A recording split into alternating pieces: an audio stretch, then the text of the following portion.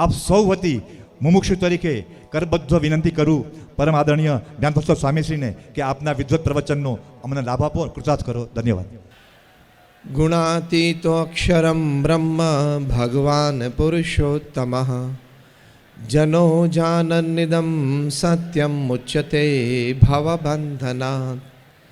શ્રી સ્વામિનારાયણ ભગવાનની જય. અક્ષર પુરુષોત્તમ મહારાજની જય. રાધા કૃષ્ણ દેવની જય. સિયાવર રામચંદ્ર ભગવાનની જય. પ્રમુખ સ્વામી મહારાજની જય. મહંત સ્વામી મહારાજની જય.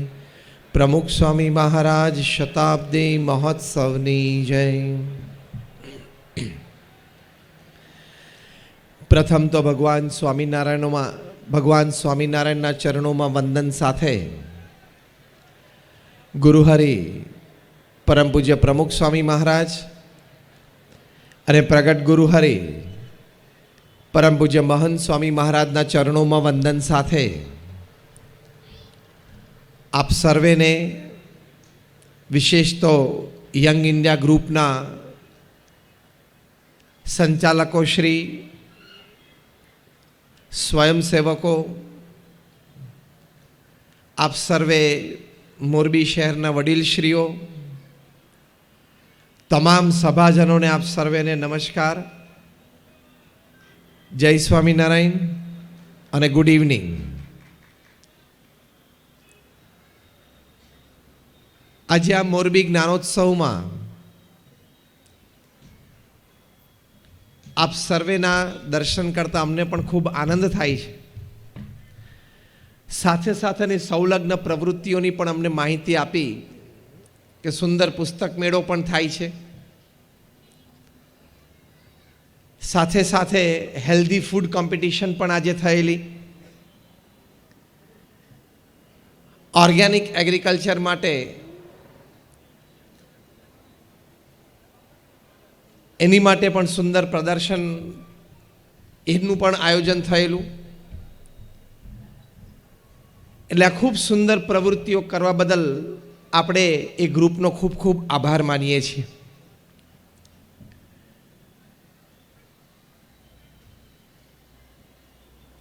આજના જ્ઞાનોત્સવમાં મને જે વિષય આપવામાં આવ્યો છે, લાઈવ લિવિંગ,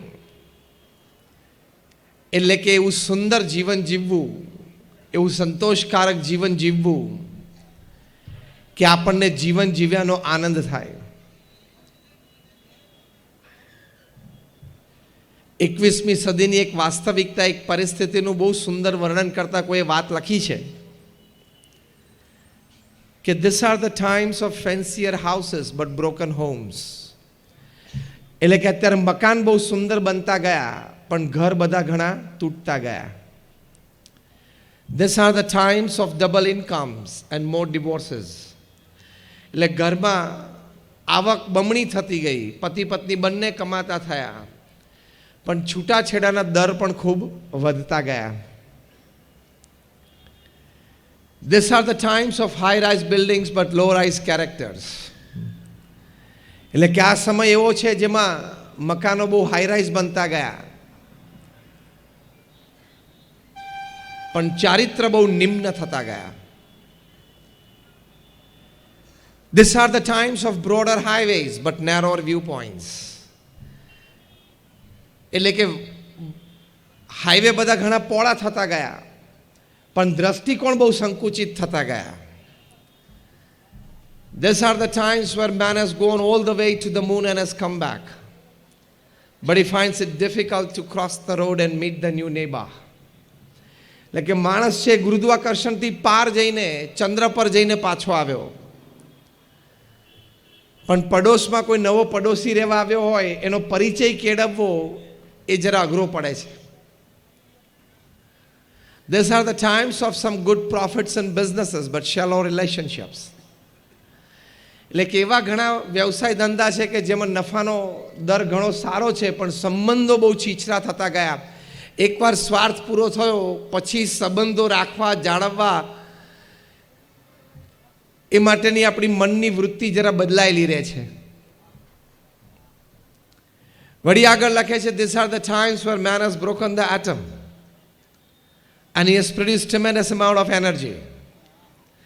એટલે કે માણસે અણુ તોડ્યો અને ખૂબ શક્તિ પેદા કરી, but finds it difficult to break a prejudice. પૂર્વાગ્રહ તોડવો એ અણુ તોડવા કરતાં પણ ખૂબ અઘરો છે. એ લિસ્ટ બહુ લાંબુ લખાયેલું છે. શોર્ટમાં એવું લખે છે કે these are the times where we have much to show in the show window and nothing in the stock room.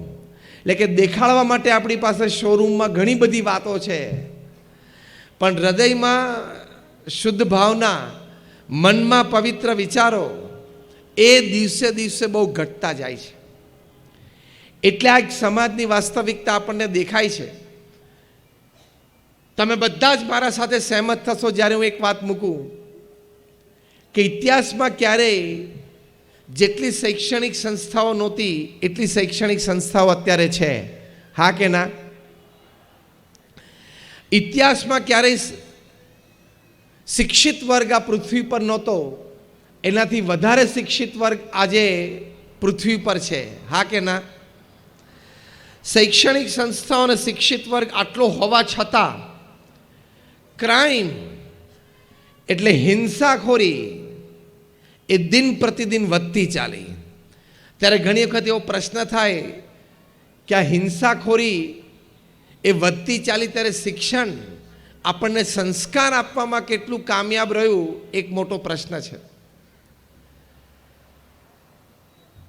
એટલે શિક્ષણ તો બધાને ખૂબ સુંદર મળ્યું, શૈક્ષણિક સંસ્થાઓ ઘણી બધી ઊભી થઈ, પણ સંસ્કાર ન મળે તો ત્યાં MS યુનિવર્સિટીમાં અમારા એક પ્રોફેસર મદન હતા જે 1985માં અમારા ઉત્સવમાં અમદાવાદમાં આવેલા. એમણે વાત કરી કે we at MS University are producing educated monkeys. કે અમે MS યુનિવર્સિટીમાં અમે ભણેલા ગણેલા વાંદરા તૈયાર કરીએ છીએ, કારણ કે એને સંસ્કાર નહીં. એટલે પ્રમુખ સ્વામી મહારાજ ઘણી વખત કહેતા કે લક્ષણવાળું શિક્ષણ છે રક્ષણ કરે અને લક્ષણ વગરનું શિક્ષણ છે ભક્ષણ કરે. બહુ જ સુંદર વાત પ્રમુખ સ્વામી મહારાજ એમના વિશાળ અનુભવ પરથી કહેતા કે લક્ષણવાળું શિક્ષણ છે એ રક્ષણ કરશે, લક્ષણ વગરનું શિક્ષણ છે એ ભક્ષણ કરશે.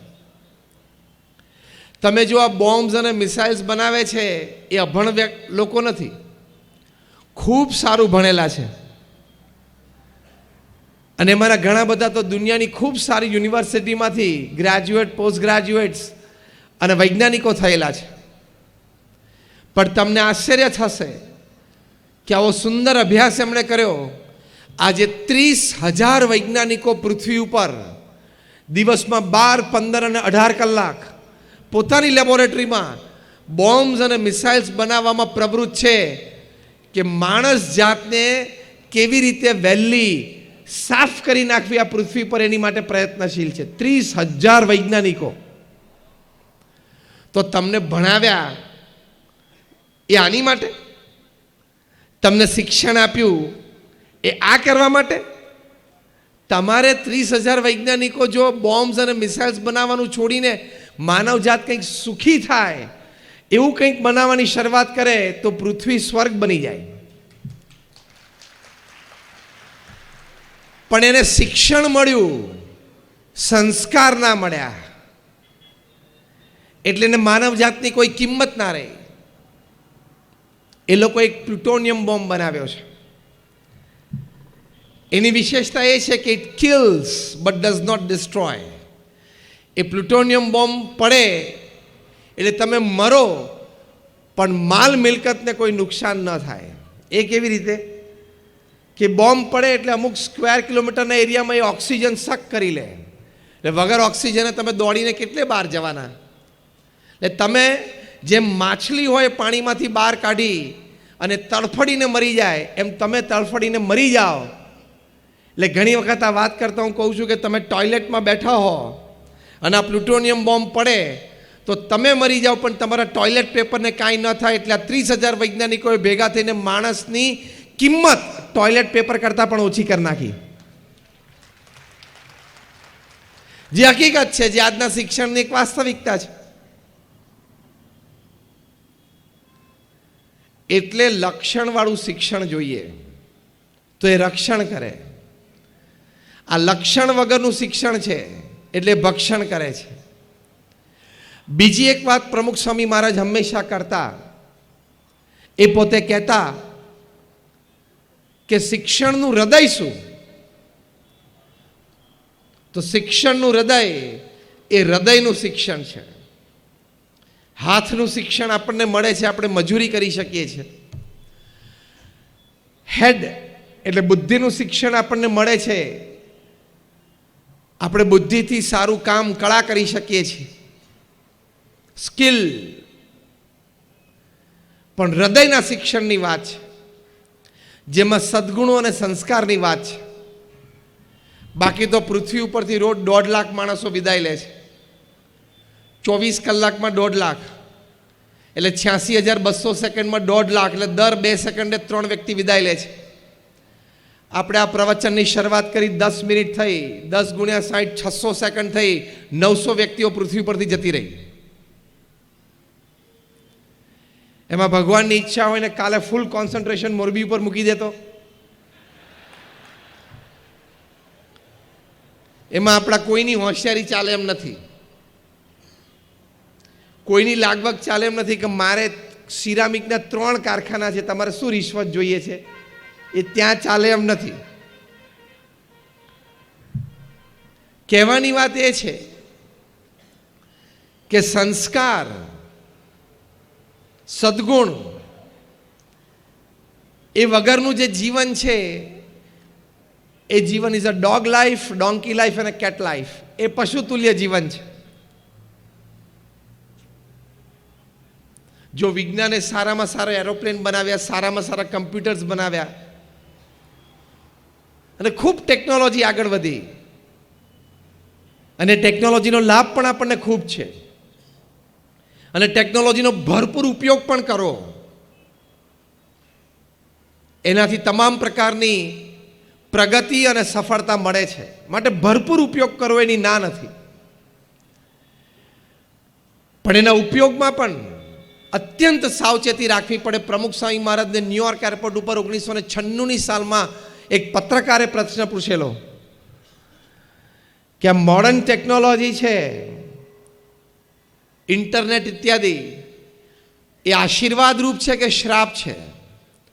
ત્યારે પ્રમુખ સ્વામી મહારાજ એમના શાણપણામાંથી અને વિશાળ અનુભવ પરથી બોલેલા કે વિવેકથી વાપરે તો બહુ મોટા આશીર્વાદ છે, વિવેક ચૂકે તો બહુ મોટો શ્રાપ છે.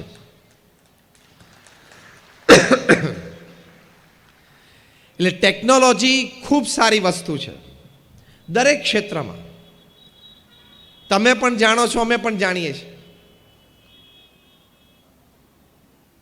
મેં પણ મારું એન્જિનિયરિંગ આજથી 30 વર્ષ પહેલાં પૂરું કરેલું છે, ડિગ્રી એન્જિનિયરિંગ. એટલે આઈ નો વોટ ઇઝ ટેકનોલોજી.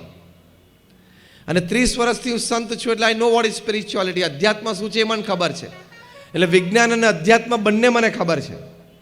એટલે ટેકનોલોજીનો ભરપૂર ઉપયોગ કરજો એની ના નથી, એમાં ખૂબ પ્રગતિ અને સફળતા રહેલી છે. પણ એમાં જો વિવેક ચૂકી ગયા તો એ વિનાશનું પણ કારણ છે. આજે કેટલા બધા સાયબર ક્રાઇમ પણ વધી ગયા, એ પણ સમાજની એક વાસ્તવિકતા છે. તો બીજી વાત આ સમજવાની. ત્રીજી વાત, મોટો વિખવાદનો પ્રશ્ન પરિવારમાં અને સમાજમાં છે, એ માણસનો અહમ અને કુસંસ્કાર. દરેક માણસને નાનો મોટો અહમ હોય કે હું કંઈક કરું છું ને હું કંઈક કરી શકું છું.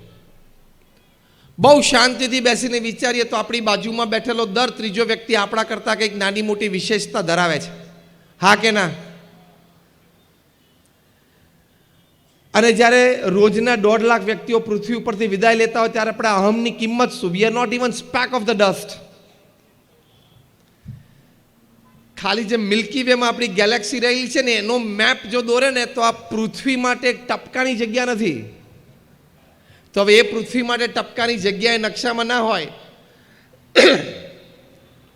તો ક્યાં એમાં ભારત રહ્યું, ક્યાં એમાં ગુજરાત, અને ક્યાં એમાં મોરબી, ને ક્યાં તારું એક સિરામિકનું કારખાનું રહ્યું? એમાં શું તું અહમ લઈને બેઠો છું?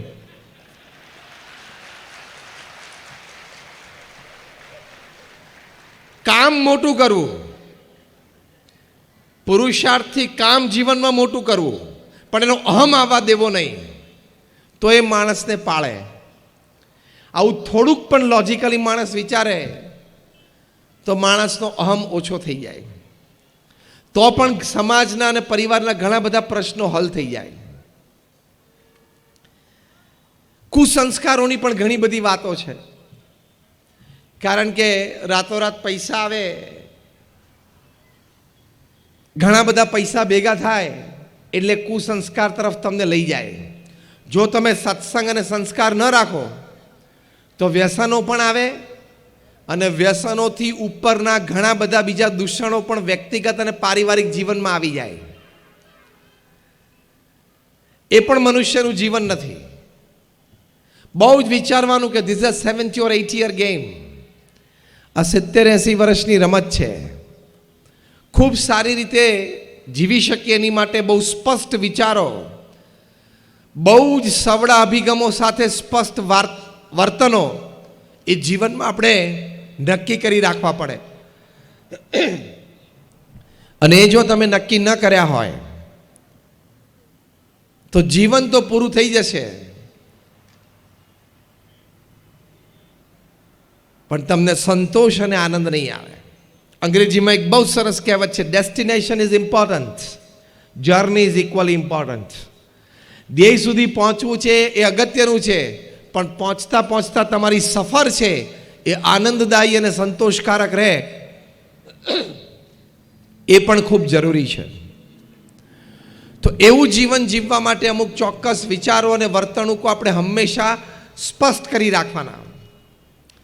એમાં પહેલી મોટી વાત, પહેલો મોટો વિચાર, જે કંઈ આપણે નોકરી ધંધો વ્યવસાય કરીએ છીએ એમાં બહુ જ પ્રામાણિકતા, નીતિમત્તા, એથિક્સ, નોર્મ્સ અને ડિસિપ્લિન સાથે જ કામ કરવું.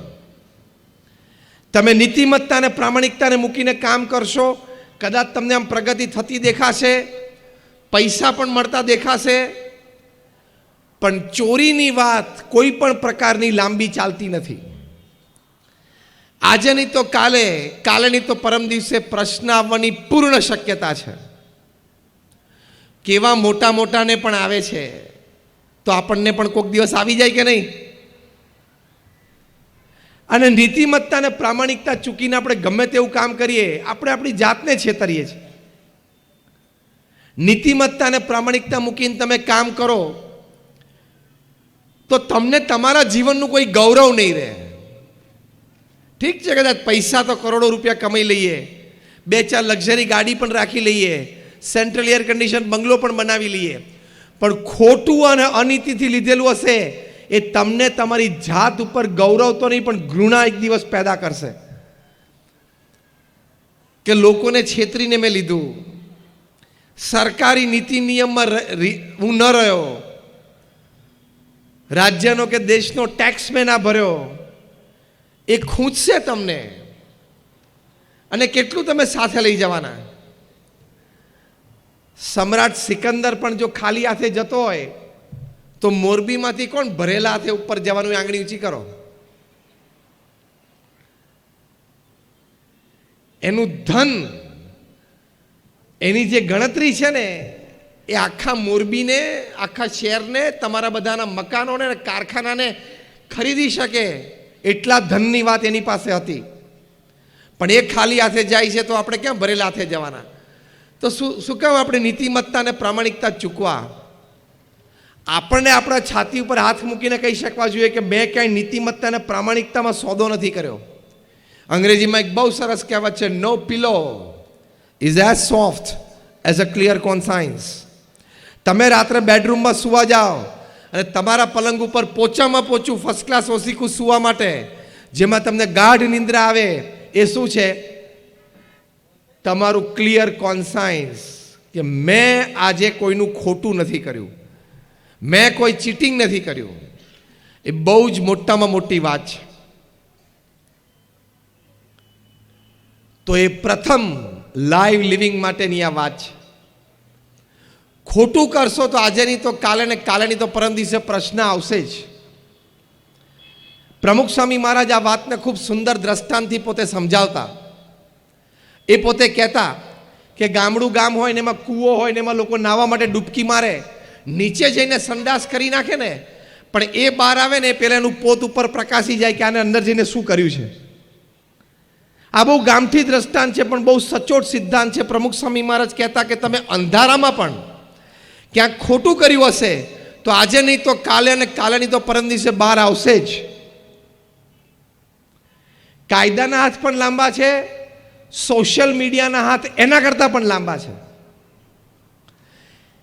એટલે જ્યારે ઘણી વખત કોર્પોરેટ સામે વાત કરે ત્યારે આઈ ટેલ ધેમ, બી ફેથફુલ ટુ જીએસટી.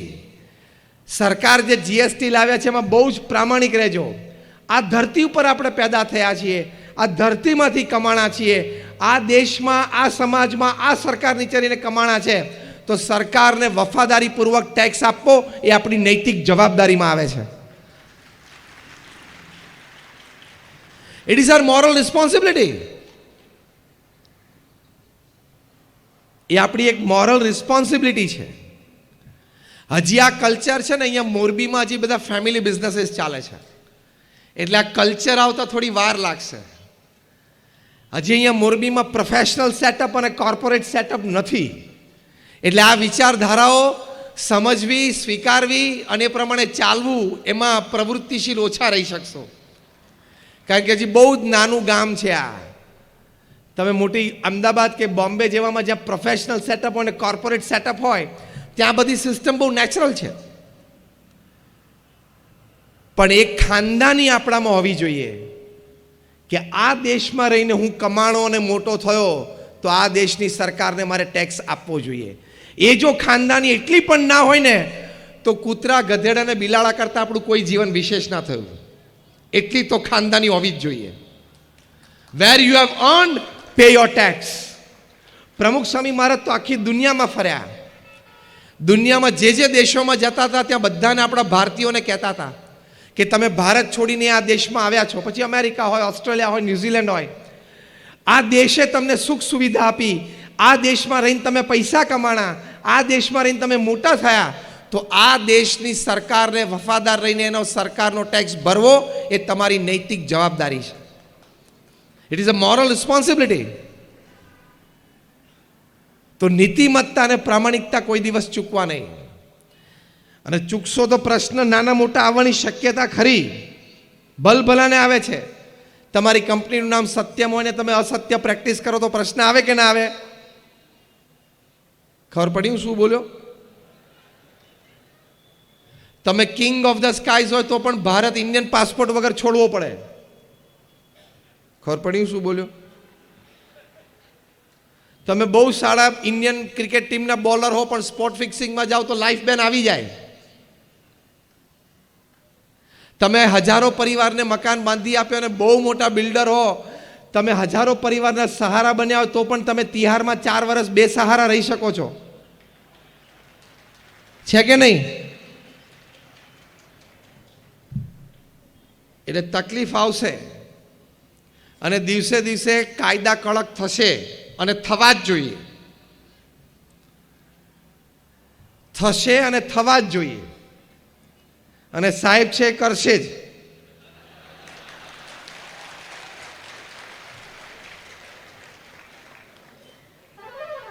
અને ઝાપટ પડે પહેલાં આપણે આપણી ખાનદાની ના રાખીએ. સરકારની ઝાપટ પડે પહેલાં આપણે આપણી ખાનદાની રાખીએ કે આ દેશમાં રહીને હું કમાણો છું, આ દેશની વ્યવસ્થા, આ દેશના કાયદા રહીને હું મોટો થયો છું, તો એ દેશને મારે વફાદાર રહેવું જોઈએ. આ સિમ્પલ છે. એક કૂતરું હોય એને પણ અડધી રોટલી માલિક રોજ નાખે તો એ માલિક આવે ત્યારે પૂંછડી પટપટાવે છે, તો સરકાર સામે એટલી તો પૂંછડી પટપટાવી જોઈએ કે લો તમારો આ ટેક્સ. કૂતરા જેટલી ખાનદાની તો આપણામાં હોવી તો જોઈએ કે નહીં? That is your GST. હું ઘણી વખત જીએસટીના 2 અર્થ કરું છું. જીએસટી એટલે ગુડ્સ એન્ડ સર્વિસીસ ટેક્સ. એ તમે વ્યવસ્થિત અને વફાદારીપૂર્વક ભરશો એટલે બીજો જીએસટી લાગુ પડશે ઉપરથી. God saves tension. GST, God saves tension. તમારું ટેન્શન ભગવાન બચાવી લેશે. તો નીતિમત્તા અને પ્રામાણિકતા રાખવી. ભગવાન સ્વામિનારાયણ શિક્ષાપત્રીમાં આ વાત શીખવાડી છે. એમણે કહ્યું છે કે તમે તમારા કર્મચારીઓને જે પગાર આપવાનું નક્કી કર્યું એ આપવો ઇત્યાદિ ઘણી બધી પ્રામાણિકતા અને નીતિમત્તાની વાતો કરી છે. અને તમે જો પ્રામાણિક અને નીતિમત્તામાં રહેશો તો લોકો તમારી પાસે આવશે, કામ તમારી પાસે આવશે, પ્રોજેક્ટ તમારી પાસે ખેંચાશે, તમારી પર્સનાલિટી એવી બનશે. તમે જો પ્રમુખ સ્વામી મહારાજ આ પૃથ્વી ઉપર જે કામ કર્યું છે, અનબિલિવેબલ. અહીંયા તમે આપણે બધા બેઠા છીએ ને, આપણા બધાનો વહીવટ વ્યવહાર ભેગો કરો ને એટલે પ્રમુખ સ્વામી મહારાજના છાંટામાં ના આવે. એટલો મોટો કામ એમને પૃથ્વી ઉપર કર્યું. તમારામાં અહીંયા બેઠા છે એમાંથી 20 યુનિટ ને 20 કારખાનાઓ આંગળી ઊંચી કરો. મેં આંકડો જેવો મૂક્યો એટલે કોઈ આંગળી ઊંચી ના કરે. પ્રમુખ સ્વામી મહારાજે એકલા હાથે one man show. How many of you been to Akshardham? Akshardham ગાંધીનગરનું જોયું, આંગળી ઊંચી કરો. બધાએ જોયું છે. સેકન્ડ ક્વેશ્ચન, દિલ્હીનું અક્ષરધામ જોયું, હાથ ઊંચો કરો. ઓહો, એ પણ લગભગ બધાએ જોયું છે. એવા નાના મોટા 1200 કેમ્પસ, 1200 પ્રમુખ સ્વામી મહારાજે એકલા હાથે ઊભા કર્યા. 1200 કેમ્પસ. એની સાથે સાથે 110 હોસ્પિટલ, હોસ્ટેલ, સ્કૂલ અને કોલેજો ઊભી કરી અને એનું સફળ સંચાલન કર્યું. તમે અહીંયા કોઈ વડીલશ્રીઓ ઘણા બેઠા છે, અમારે થોડો પરિચય થયો. ઘણા બધા કોઈ એક સ્કૂલ કે એક જગ્યાએ કોલેજમાં ટ્રસ્ટી છે, તો પણ નાના મોટા પ્રશ્નો કેટલા આવતા હશે તમે સમજતા હશો, જોતા હશો. 110 હોસ્પિટલ, હોસ્ટેલ, સ્કૂલ અને કોલેજો એકલા હાથે ઊભી કરી અને એનું ચેરિટી બેઝ ઉપર, એટલે સમાજ સેવાના બેઝ ઉપર સફળ સંચાલન કર્યું. આ બે આંકડા છે ને, તમે વિચારશો એટલે મારું પેલું સ્ટેટમેન્ટ તમને યાદ આવશે. 45 વર્ષ ગુરુપદ ઉપર રહ્યા, 1300 આવા કેમ્પસ ઊભા કર્યા. હવે નાવ બ્રેક ઇટ ડાઉન. 45 વર્ષ, 50 વર્ષ રાઉન્ડ ફિગર લઈ લો, એટલે દર વર્ષે 25 પ્રોજેક્ટ પૂરા કર્યા પ્રમુખ સ્વામી મહારાજે. એક વર્ષ એટલે 52 અઠવાડિયા, એટલે દર 2 અઠવાડિયે એક કેમ્પસ. હવે હું જે વાક્ય બોલું છે સાંભળજો. તમે બધા ઓન્ટરપ્રેનર્સ છો, ઇન્ડસ્ટ્રીયાલિસ્ટ છો, મેન્યુફેક્ચરર્સ છો, ટ્રેડર્સ છો અને બિઝનેસમેન પણ છો. એટલે હવે હું એક વાક્ય બોલું છું એ સાંભળજો. પ્રમુખ સ્વામી મહારાજે 50 વર્ષ સુધી દર 15મા દિવસે એક જમીન ખરીદી, જમીન લીગલી ક્લિયર કરી, એની ઉપર પ્લાન્સ પાસ થઈ ગયા. એ પ્લાન પ્રમાણે બાંધકામ થઈ ગયું. એ બાંધકામ થયું પછી એ સંસ્થાનું ઉદ્ઘાટન થઈ ગયું અને સમાજ સેવા માટે સંસ્થા વહેતી મૂકી દીધી. દર 15મા દિવસે 50 વર્ષ સુધી એક સમાજ સેવા સંસ્થા પ્રમુખ સ્વામી મહારાજે સમાજને આપી. વન મેન ઓર્ગેનાઇઝેશન, એક વ્યક્તિ સંસ્થા. હવે તમને ગરિમા ખબર પડશે કે આ વ્યક્તિ આ કક્ષા સુધી કામ કેમ કર્યું. 5 ધોરણ ભણેલી એક વ્યક્તિ પ્રમુખ સ્વામી મહારાજ આ કક્ષા સુધી કામ સમાજમાં કરી શકે. ભવિષ્યમાં નોટ સ્કાય બટ પ્રમુખ સ્વામી મહારાજ ઇઝ ધ લિમિટ. કોઈ એમ કહેશે ને કે અમે સમાજ સેવા કરીએ છીએ, તો તમારી માટે આકાશ લિમિટ નથી, પ્રમુખ સ્વામી મહારાજ તમારી લિમિટ છે. એની સાથે કમ્પેરિઝન થશે કે પ્રમુખ સ્વામી મહારાજની સરખામણીમાં તમે કેટલી સમાજ સેવા કરી, એ બેરોમીટર પ્રમુખ સ્વામી મહારાજ બનશે. પણ જે હું નીતિમત્તા અને પ્રામાણિકતાની વાત કરું છું, એ પ્રમુખ સ્વામી મહારાજના હૃદયમાં હતું, એટલે આટલું મોટું કામ કરી શક્યા. મેં કહ્યું ને એમ, તમે નીતિમત્તા અને પ્રામાણિકતાને વરેલા હશો, people have to come to you, projects have to come to you, work has to come to you. કામ અને લોકોને પ્રોજેક્ટ તમારી પાસે સામેથી આવશે. પ્રમુખ સ્વામી મહારાજને એક વખત પ્રશ્ન પૂછ્યો કે કયો વિચાર તમારા મનમાં હંમેશા રહે છે. પ્રમુખ સ્વામી મહારાજે કહ્યું કે જે વિચાર મને ક્યારેય નથી આવ્યો હું કહું, and that was more interesting. પ્રમુખ સ્વામી મહારાજે કહ્યું 95 વર્ષની ઉંમર, 80 વર્ષનું જાહેર જીવન, 8 દાયકાનું જાહેર જીવન જીવનારી વ્યક્તિ એમ બોલે છે, કોઈનું પણ અહિત થાય એવો વિચાર મને જીવનમાં ક્યારેય નથી આવ્યો. શું નીતિમત્તા અને પ્રામાણિકતા! આને લાઈવ લિવિંગ કહેવાય, જે આપણા પ્રવચનનો વિષય છે કે જીવંત જીવન જીવવું. મેં આ પરફેક્ટ ભાષાંતર કર્યું. જીવંત જીવન જીવવું, લાઈવ લિવિંગ, કે નીતિમત્તા અને પ્રામાણિકતા, કોઈનું પણ અહિત થાય એવો વિચાર ક્યારે નથી આવ્યો. એ એનું કમાય છે, એનો પુરુષાર્થ કરે છે, એ એનું ભાગ્ય ભોગવે છે. હું મારું કમાઉં છું, મારો પુરુષાર્થ છે અને હું મારું ભાગ્ય ભોગવું છું, એ છે, હું છું. કોઈની સાથે ઈર્ષ્યા રાખવાનો ભાવ ક્યાં આવ્યો આમાં? કોઈની સાથે સ્પર્ધાનો ભાવ જ ક્યાં આવ્યો? હું મારી મહેનત પ્રામાણિકતા કર્યા કરીશ, એ નહીં કરે છે. 1992ની સાલમાં પ્રમુખ સ્વામી મહારાજ ગાંધીનગરમાં હતા. ત્યાં બેંક ઓફ બરોડાની નવી બ્રાન્ચનું ઓપનિંગ હતું. મેનેજર તરીકે એક સુનિલભાઈ પારેખ આવતા. તેમણે પ્રમુખ સ્વામી મહારાજને કહ્યું કે મારી ઈચ્છા છે કે મારે મારા બ્રાન્ચની શરૂઆત તમારા બેંક એકાઉન્ટથી કરવી છે. ત્યારે આ પ્રમુખ સ્વામી મહારાજ, જેમની 1985માં લંડનમાં સુવર્ણ તુલા થયેલી, સુવર્ણથી જોખવામાં આવેલા, એ સંપૂર્ણ સુવર્ણ એમને મેડિકલ કોલેજના નિર્માણ માટે આપી દીધું. 1 આઉન્સ પણ રાખ્યું નહીં અને કરમસદમાં મેડિકલ કોલેજ ઊભી થઈ ગઈ. એ પ્રમુખ સ્વામી મહારાજ, જેમનું બ્રિટિશ પાર્લામેન્ટમાં સ્ટેન્ડિંગ ઓવેશન સાથે સન્માન થયું, કેનેડાની પાર્લામેન્ટમાં સ્ટેન્ડિંગ ઓવેશન સાથે સન્માન થયું, કેનિયાની પાર્લામેન્ટમાં સ્ટેન્ડિંગ ઓવેશન સાથે સન્માન થયું, tens of key to the cities અમેરિકાના શહેરોમાં મળી.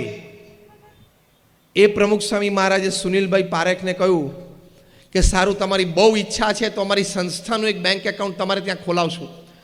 એમણે કહ્યું સંસ્થાનું નહીં સ્વામી, તમારું પર્સનલ બેંક એકાઉન્ટ. ત્યારે પ્રમુખ સ્વામી મહારાજ બોલ્યા કે ભાઈ, મારા નામે તો બેંક એકાઉન્ટ જ નથી, અમે તો સાધુ છીએ, અમે ધનના ત્યાગી છીએ, અમારી પાસે ધન હોય જ નહીં.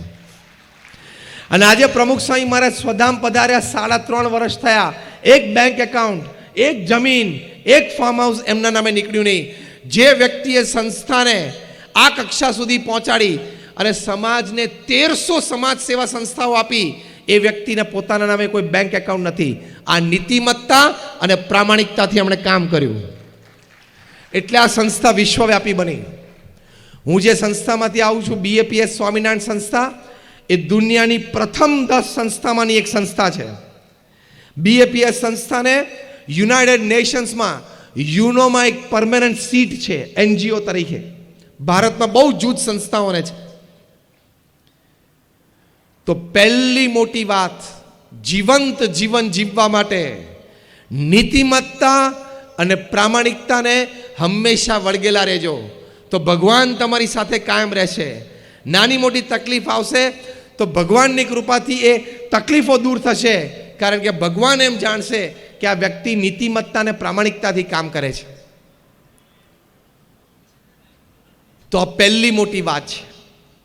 એ નીતિમત્તા અને પ્રામાણિકતા સાથે આપણે પૂર્ણ પુરુષાર્થ હંમેશા રાખવો. બીજી વાત, આ જીવંત જીવન માટે પુરુષાર્થથી કોઈ દિવસ પાછા ન પડવું, પુરુષાર્થ કરવામાં કોઈ દિવસ હારવું નહીં. કઠિન પરિશ્રમ એનો કોઈ વિકલ્પ નથી. There is no alternate to hard work. અત્યંત પુરુષ પ્રયત્ન કરવો એ મનુષ્યનું કર્તવ્ય છે, અને કર્તવ્યથી આગળ ડિગ્નિટી, ગૌરવ છે. આ બધા જ અહીંયા બેઠા છો અને મોરબી શહેરમાં બધા ખૂબ પ્રયત્નશીલ છો અને પરિશ્રમી છો. નહીં તો આટલો બધો વિકાસ આ શહેરનો, આ ઇન્ડસ્ટ્રીની દ્રષ્ટિએ સિરામિક્સ અને સ્પેશિયલી ક્લોક, આમાં તો વિશ્વ સ્તરે નામ છે. એ આપ બધાને ધન્યવાદને પણ પાત્ર છો, કારણ કે આપ બધા ખૂબ પરિશ્રમી છો, પુરુષાર્થી છો, અને જીવનમાં એ સદ્ગુણ હોવો ખૂબ આવશ્યક છે. ત્યાં નોર્થ આફ્રિકાના જંગલમાં એક કહેવત છે કે રોજ સવારે હરણ ઉઠે ને એટલે ઝડપીમાં ઝડપી સિંહ કરતા એને થોડુંક તો ઝડપી દોડવું પડે, ભલે ગમે તેટલું ધીમું દોડતું હોય તોય, તો જે સાંજ જોવે નહીં તો એનો શિકાર થઈ જાય. અને જે ધીમામાં ધીમો સિંહ હોય ને, એને ધીમામાં ધીમા હરણ કરતાં થોડુંક તો ઝડપી દોડવું પડે જો એને સાંજ જોવી હોય તો, નહીં તો એ ભૂખ્યો મરી જાય. આ વાર્તાની નીચે બહુ જ સરસ કન્ક્લુઝન સ્ટેટમેન્ટ છે. So whether you are the lion or the deer, when the morning rises you have to run. તમે સિંહ હો કે હરણ હો, સવાર પડે, સૂર્યોદય થાય એટલે દોડવું તો પડે જ. એટલે મનુષ્યનું કર્તવ્ય છે. અમે પણ દોડીએ છીએ ને. તમે એમ નહીં સમજતા કે અમે સાધુ થાય એટલે અમે દોડતા નથી. હા, અમે બેઠા બેઠા લાડવા ખાઈએ છીએ એવું નહીં સમજવાનું. ગઈકાલે સવારે હું બોમ્બેમાં એક ફંક્શનમાં બોલ્યો. ગઈકાલે બપોરે મુંબઈથી અમદાવાદ આવ્યો. ત્યાં પંડિત દીનદયાલ ઉપાધ્યાયમાં ઓડિટોરિયમમાં મોટી કોન્ફરન્સમાં રાત્રે બોલ્યો. ગઈકાલે રાત્રે 10 વાગે નીકળીને 1:15 વાગે રાજકોટ આવ્યો. આજે સવારે હેમુગઢવી હોલમાં આવા જ એક ફંક્શનમાં બોલ્યો. અત્યારે અહીંયા મોરબી. કાલે સવારે પાછું મુંબઈ જઈને બપોરે 2:30 વાગે હોટલ હિલ્ટનમાં એક પ્રોફેશનલ કોન્ફરન્સમાં બોલીશ. મહેનત તો બધાએ કરવી પડે. 8 કલાકનો પરિશ્રમ એ મનુષ્યનું કર્તવ્ય છે. અને આપણા મહાપુરુષોએ પરિશ્રમનો આપણને બોધપાઠ આપ્યો છે અને એમના જીવન ચરિત્ર દ્વારા શીખ આપી છે. અબ્રાહમ લિંકન એક સરસ વાત કરતા, એ પોતે કહેતા, એમને જ્યારે કહ્યું કે તમે થોડો આરામ તો કરો, ત્યારે એમણે કહ્યું કે હું મરીશ પછી આરામ જ છે ને. એકવાર આંખ બંધ થઈ પછી બધો આરામ જ છે. અંગ્રેજીમાં એક બહુ સરસ કહેવત છે, until I can run I will run. જ્યાં સુધી હું દોડી શકું છું ને ત્યાં સુધી હું દોડીશ. When I can't run I will walk. જ્યારે હું દોડી નહીં શકું ને ત્યારે હું ચાલીશ. અને when I can't walk I will crawl but I will not stop. અને જ્યારે હું ચાલી નહીં શકું ને ત્યારે હું ઢસડાતો આગળ જઈશ, પણ હું ઊભો નહીં રહું. ચાલવું એ મારી પ્રકૃતિ છે. એટલે પુરુષાર્થી થવું, પરિશ્રમી થવું. પ્રમુખ સ્વામી મહારાજ આટલી મોટી આ સંસ્થા ઊભી કરી, એમનો જે પરિશ્રમ અનબિલિવેબલ. આમ જોવા જાવ તો એમની કારકિર્દીની શરૂઆત 51 વર્ષે થઈ. 1971માં ગુરુપદે આવ્યા પછી એમની કારકિર્દીની શરૂઆત કરી. પછી એમના જે સ્ટેટિસ્ટિક્સ છે તમે સાંભળશો ને તમારું મગજ ફરી જશે. 51 વર્ષની ઉંમરે જેમણે કારકિર્દી શરૂ કરી, દુનિયાના 18,000 ગામડાઓમાં પ્રમુખ સ્વામી મહારાજ જાતે ગયા. 51 વર્ષની ઉંમર પછીની વાત છે. વોટ લેવા જવું હોય ને તો એટલા ગામડામાં જવાય નહીં. 100 ગામડામાં વોટ લેવા જવું હોય ને તોય પહોંચાય એમ નથી. 18,000 ગામડાઓમાં પ્રમુખ સ્વામી મહારાજ જાતે ગયા છે, દુનિયાના 60 દેશોમાં. લોકો એમને વ્યક્તિગત પારિવારિક પ્રશ્નો માટે પત્ર લખતા, એ પત્ર વાંચીને સ્પષ્ટ ઉત્તર લખતા. એવા 7.5 લાખ પત્રો પ્રમુખ સ્વામી મહારાજે વાંચ્યા અને એનો લેખિત ઉત્તર આપ્યો. એટ એન અનબિલિવેબલ એવરેજ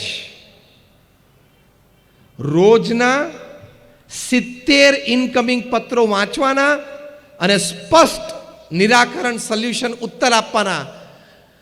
45 વર્ષ સુધી એમણે રવિવાર જોયો નથી. 70 પત્રોના રોજ જવાબ આપવા એટલે શું? સવાર બપોર સાંજ એમ 3 મુલાકાત સમયમાં 500 વ્યક્તિઓને મુલાકાત આપતા 800 વ્યક્તિ સુધી પણ વાત જતી. એવા 2 મિલિયન 20 લાખ લોકોને એમણે વ્યક્તિગત મુલાકાત આપી, એના પ્રશ્નો સાંભળ્યા અને એનો ઉત્તર આપ્યો.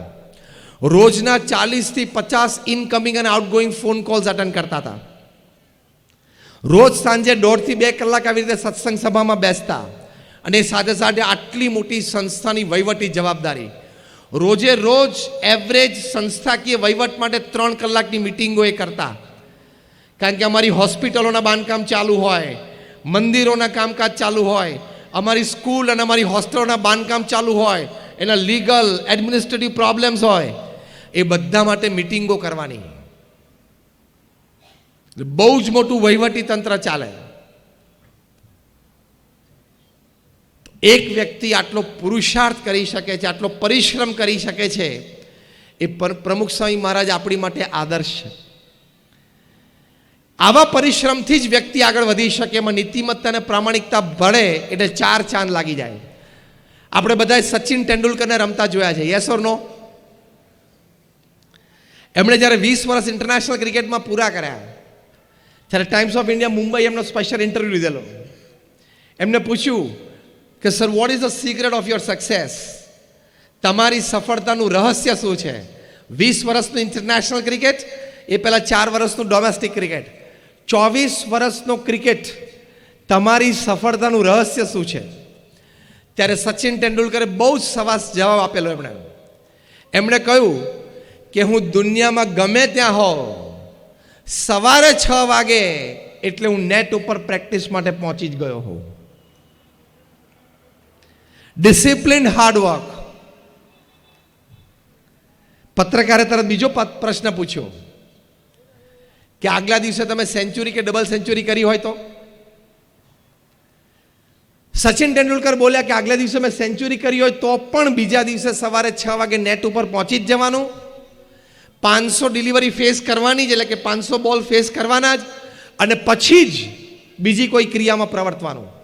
પત્રકારે આ ઉત્તરમાંથી ત્રીજો પ્રશ્ન કાઢ્યો કે આગલા દિવસે તમે સેન્ચુરી કે ડબલ સેન્ચુરી કરી હોય તો તમને ખબર હોય કે બધા મીડિયામાં મારા ફોટોગ્રાફ્સ હશે, ફોટોગ્રાફ્સની જે કેપ્શન કેવા લખેલા હશે તેની તમને આમ ઉત્સુકતા ના હોય સવારથી કે કયા મીડિયાએ મારો કયો પોસ્ટ છાપ્યો છે અને મારી નીચે કેવું કેપ્શન લખેલું છે?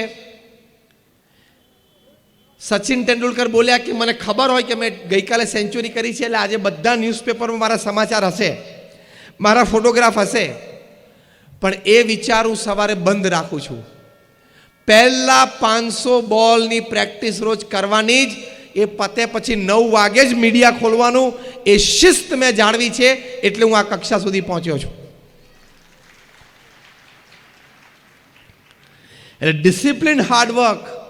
પ્રમુખ સ્વામી મહારાજ હોય, સચિન તેંડુલકર હોય, આવા મહાપુરુષોએ, મહાન વ્યક્તિઓએ એમના જીવનમાં કર્યું છે ને, એટલે એ કક્ષા સુધી પહોંચ્યા છે. તો બીજી મોટી વાત, જીવંત જીવન માટે હંમેશા પરિશ્રમી થવું, પુરુષાર્થી થવું, અને જ્યાં સુધી જવાબદારી હોય ત્યાં સુધી શ્રદ્ધાથી કરતા રહેવું.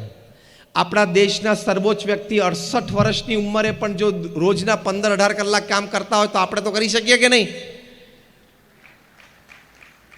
એ પણ આપણી માટે આદર્શ છે. તો બીજી વાત આ છે. એક ત્રીજી મોટી વાત જીવંત જીવન માટે કે પ્રોપર વર્ક લાઈફ બેલેન્સ તમે રાખજો. કામ પણ કરવાનું અને વ્યક્તિગત અને પારિવારિક જીવન માટે સમય પણ આપવાનો. એ બેલેન્સ બરોબર જાળવજો. તમે સવારે 8 વાગે કારખાને જાઓ ને રાત્રે 10 વાગ્યા સુધી તમે કારખાને બેસી રહો, એ જીવંત જીવન નથી. બેલેન્સ રાખવાનું. સાંજે 6 તો 6, 6:30 તો 6:30, 7 તો 7. એ બેલેન્સ તમે રાખશો તો એ વેલ બેલેન્સ લાઈફ હશે. એ ખૂબ સારી રીતે તમે બે પ્રકારનો કામનો પણ આનંદ મેળવી શકશો અને સાથે સાથે તમે પારિવારિક જીવનનો પણ તમે ખૂબ સુંદર આનંદ મેળવી શકશો. તો એ બંને પ્રકારનો આનંદ જીવનમાં તમારે મેળવવાનો. That is called live living. એ જીવંત જીવન તમે જીવ્યા કહેવાય.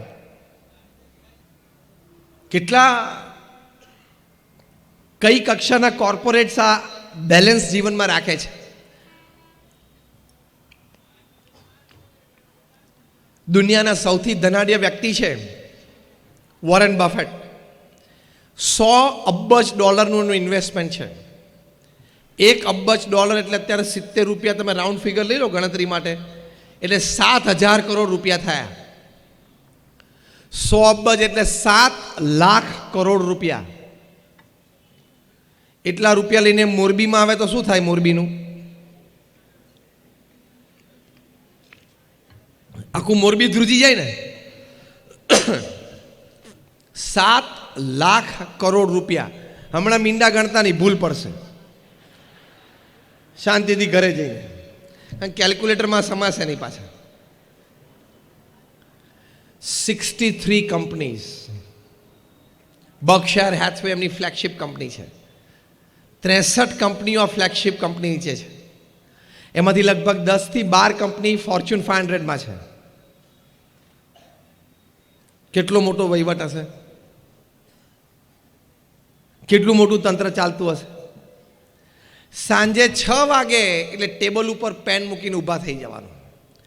એમના જીવનનો સિદ્ધાંત છે કે સવારે 9 થી સાંજે 6 હું બિઝનેસમેન છું, સાંજે 6 થી 9 હું ફેમિલી મેન છું, અને રાત્રે 9 થી 10:30 હું એક આધ્યાત્મિક અસ્તિત્વ છું. I am a spiritual entity. Clear demarcation છે. કુમાર મંગલમ બિરલા, આદિત્ય બિરલા ગ્રુપના ચેરમેન, 5 લાખ કરોડનું આ કોંગ્લોમેરેટ છે. સોલ્ટ ટુ સોફ્ટવેર બધું બનાવે છે. મીઠાથી માંડીને સોફ્ટવેર, કમ્પ્યુટર્સના બધું બનાવે છે. 122 ઠેકાણાએ ઓલ ઓવર વર્લ્ડ એમની ફેક્ટરીઓ છે. એમના અને એમના ધર્મપત્નીનો ઇન્ટરવ્યૂ લેવામાં આવ્યો. એમને પ્રશ્ન પૂછવામાં આવ્યો કે તમે સમયનું આયોજન કેવી રીતે કરો છો? આટલો મોટો વહીવટ, આટલી મોટી વ્યવસ્થા, તમે પાછા ટાઉનમાં રહો છો, સાઉથ બોમ્બેમાં, એટલે રોજના 5 આમંત્રણ તમને પાર્ટીઝના એમને હોય.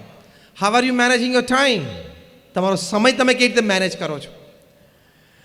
ત્યારે કુમાર મંગલમ બિરલાના ધર્મપત્નીએ કહ્યું કે it is a custom in the Birla house. અમારા બિરલા હાઉસમાં એક રિવાજ છે કે રાત્રે 8 વાગે એટલે બધાએ પોતાનો મોબાઈલ ફોન અમારા માતૃશ્રી એટલે કે કુમાર મંગલમ બિરલાના માતૃશ્રી એટલે કે આદિત્ય બિરલાના વિધવા પત્ની એમને જમા કરાવી દેવાનો. જો બધા આમ સ્તબ્ધ થઈ ગયા, હા, તો બહુ ભારે વાત થઈ. કારણ કે અસલ મોબાઈલની દુનિયા તો 8 વાગ્યા પછી જ ચાલુ થાય. અને 8 વાગે મોબાઈલ જમા કરાવી દેવાનો. એટલે બધા ઇન્ટરવ્યુઅરે પૂછ્યું ટાઈમ્સ ઓફ ઇન્ડિયાના પત્રકારે કે sir then what do you do after that? તમે એના પછી તમે શું કરો? જાણે 8 વાગ્યા પછી મોબાઈલ ના હોય તો દુનિયા જ નથી. ત્યારે કુમાર મંગલમ બિરલાના ધર્મપત્નીશ્રીએ કહ્યું કે 8 થી 8:45 ફેમિલી ડિનર ઉપર બધા સાથે બેઠા હોય ત્યારે કોઈએ મોબાઈલને અડવાનું નહીં. એ અમે નક્કી કરેલી વાત છે. તમે આજે આ નાની વાત શીખીને જજો.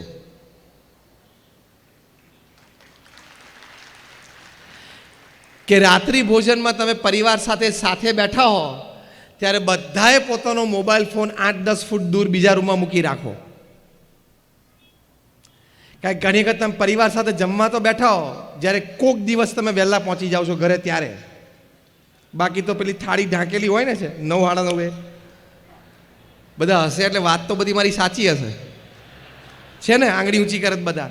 તમારા બધાના ઘરમાં અમે કેમેરા મૂકેલા જ છે, બધી વાત ખબર છે.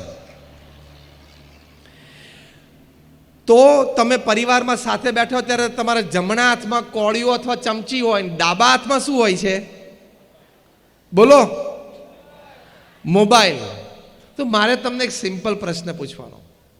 એ પ્રશ્ન એવો છે કે તમે જમતા જમતા પણ મોબાઈલ ઉપર કોઈની સાથે વાત કરો છો, તો જેની સાથે વાત કરો છો એ વ્યક્તિ 50-100 માઇલ દૂર છે, એ તમારી માટે એ સમયે વધારે અગત્યની છે કે 2 ફૂટ દૂર બેઠેલું તમારું લોહીનું સગું વધારે અગત્યનું છે? ડિસાઈડ. એ નક્કી કરો. પેલો તો આખો દિવસ છે જ, આ લોકો અત્યારે જ છે ખાલી. અને ટેકન ફોર ગ્રાન્ટેડ નહીં રાખવાનું કે હોય જ છે ને બધા. રાતે 10 વાગે ઘરે જઈએ તો બારણું ખોલે જ છે ને હોય જ છે બધા અંદર. એવું નહીં વિચારી રાખવાનું ટેકન ફોર ગ્રાન્ટેડ. અને પાછો આપણો મોબાઈલ ફોન રાત્રે 11 વાગ્યા સુધી ચાલુ હોય, 12 વાગ્યા સુધી ચાલુ હોય, હા કે ના? સૂતા છેલ્લે બેડરૂમમાં પલંગ ઉપર બેઠા પણ એકવાર ડેટા ચાલુ કરીને વોટ્સએપ ચાલુ કરે. કંઈ છે? કંઈ નથી, તું સૂઈ જા. તું સેલિબ્રિટી નથી, તારા ઇન્સ્ટાગ્રામ ઉપર 3.5 મિલિયન ફોલોવર નથી, તું સૂઈ જા. એટલે શું? ઘરમાં બધાને રાહત, તને રાહત. રાત્રે 11 અને 12 વાગ્યા સુધી તમે મોબાઈલ ચાલુ રાખો. વોરેન બફેટને કામ નહીં હોય? મને પ્રશ્નનો જવાબ આપો. વોરેન બફેટ અને કુમાર મંગલમ બિરલાને તમારા કરતાં કામ ઓછું કે વધારે? દોસ્તી બોલો તો. વધારે. તો એ રાત્રે 6 વાગે અને 8 વાગે મોબાઈલ બંધ કરી દેતા હોય, તો તારે અહીંયા મોરબીમાં 11 વાગ્યા સુધી ચાલુ રાખવાનું કામ જ શું છે? આ હું બોમ્બેની અને ન્યુયોર્કની વાત કરું છું. મુંબઈ અને ન્યુયોર્કની ને લંડનની વાત કરું છું. ત્યાં આ જીવનશૈલીથી લોકો જીવતા હોય, કારણ કે એને પારિવારિક સંબંધો, પારિવારિક આનંદ, એની ગરિમા એને ખબર છે. This gadget is made to serve you. The reverse has happened. We have become the slaves of this gadget. Mobile બન્યો છે આપણી સેવા કરવા માટે, પણ રિવર્સ બન્યું, આપણે એના નોકર બની ગયા. કોઈ જોડે વાત કરતો હોય ને પ્રત્યક્ષ, વચ્ચે મોબાઈલ આવે ને તો પાછું મોબાઈલ ઉઠાવે. બહુ ખોટા સંસ્કાર છે, બહુ ખરાબ હેબિટ કહેવાય. એને અંગ્રેજીમાં એક શબ્દ છે ફબર, ફબિંગ કહેવાય, કે તમારી સામે જે પ્રત્યક્ષ માણસ બેઠો જેની તમે કિંમત નથી કરતા, એની સાથે ચાલુ વાર્તાલાપે કોઈક હજારો માઇલ દૂરથી રિંગ વગાડે છે અને તમે ફોન ઉપાડો છો, એટલે યુ આર અ ફબર, તમે ફબિંગ કરો છો. આ નવો ટર્મિનોલોજી છે. તો આની વિવેક અને મર્યાદા જોઈએ. તમે રાત્રે 11-12 વાગ્યા સુધી એટલે મોબાઈલ ચાલુ રાખો છો કે તમને એમ છે કે મને 2G 3G રાફેલ, પછી હવે આ CAA અને હવે NPR આવશે, NRC જ આવશે, એ બધા વિશે મને ખૂબ ખબર છે, મેં ખૂબ વાંચ્યું છે, મારી પાસે ખૂબ માહિતી છે. એટલે કદાચ નરેન્દ્રભાઈને દિલ્હીમાં ખબર પડે કે મોરબીમાં ભાઈ છે, એમને આ માહિતી બહુ છે, સલાહ સૂચન કરી શકે એમ છે, તો જોઈન્ટ પાર્લામેન્ટરી કમિટી ગોઠવે અને એમાં મેમ્બરશિપ માટે તમને રાત્રે 11:30 વાગે પ્રધાનમંત્રી કાર્યાલયમાંથી ફોન આવે અને કદાચ તમે ન ઉપાડી શકો તો દેશની બહુ અસેવા થઈ જાય એવું તમને લાગે છે?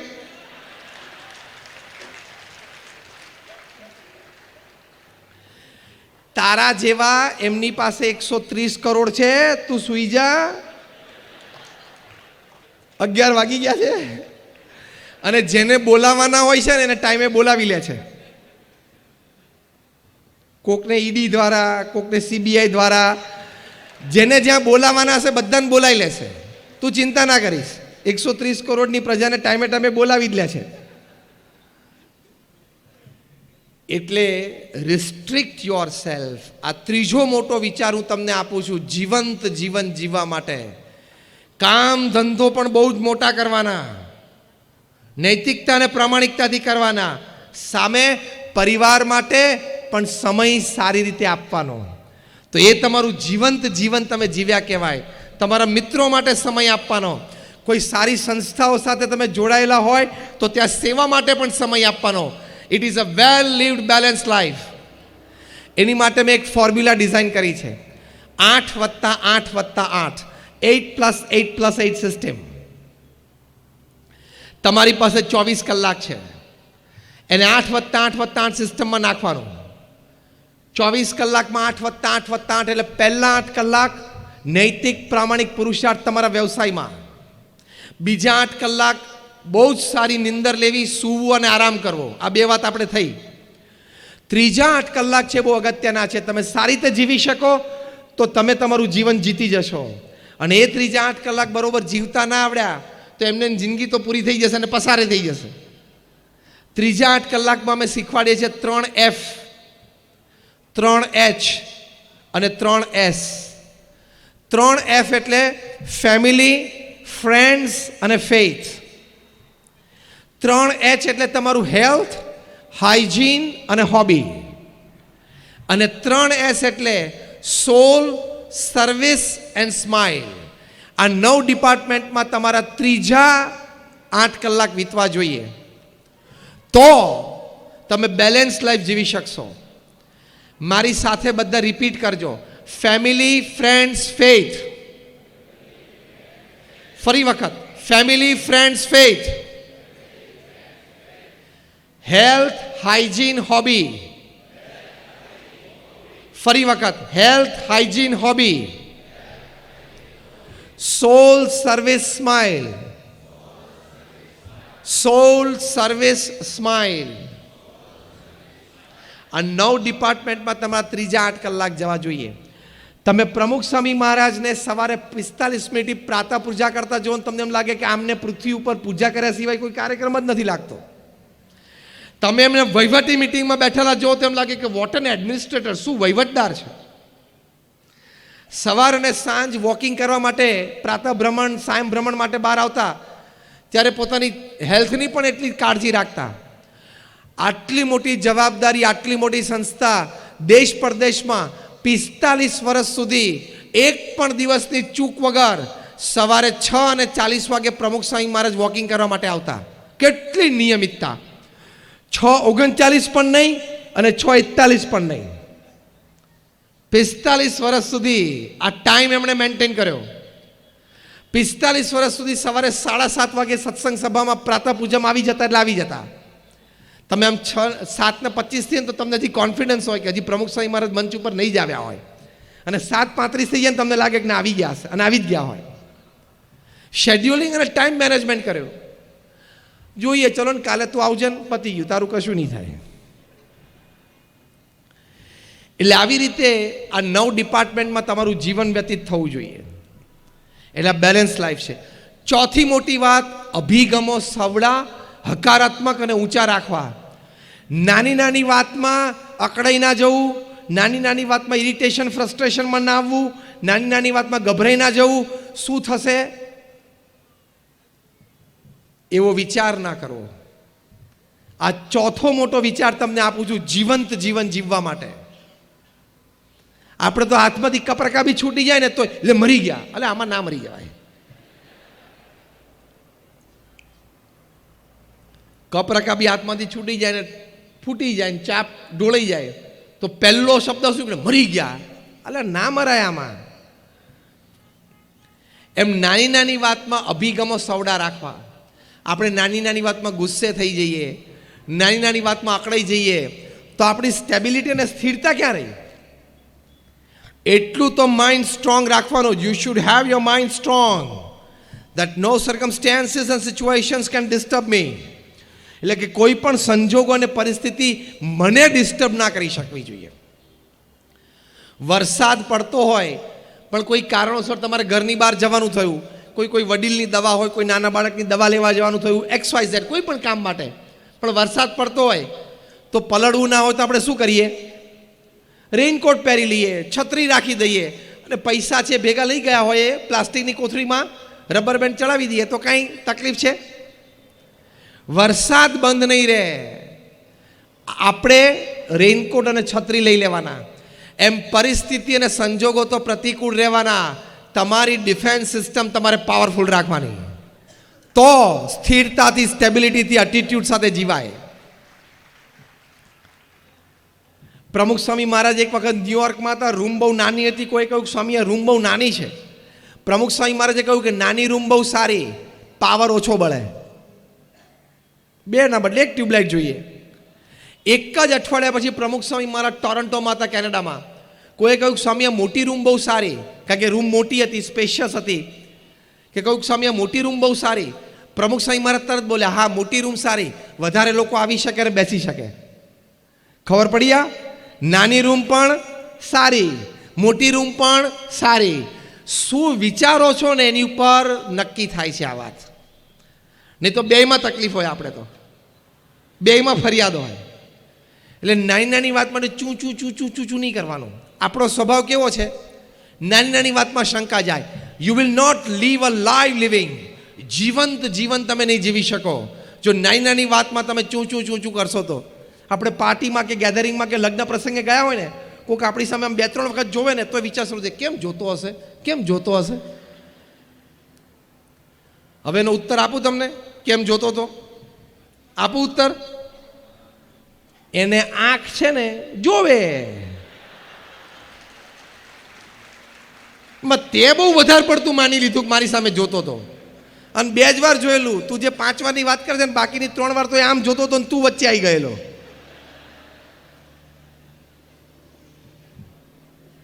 અને લગ્ન પ્રસંગમાંથી પાછા આવે એટલે પાછા, રિસેપ્શનમાંથી પાછા આવીએ એટલે ઘરે જતા જતા ચર્ચા કરે, અને ઘરે બેસીને કરે.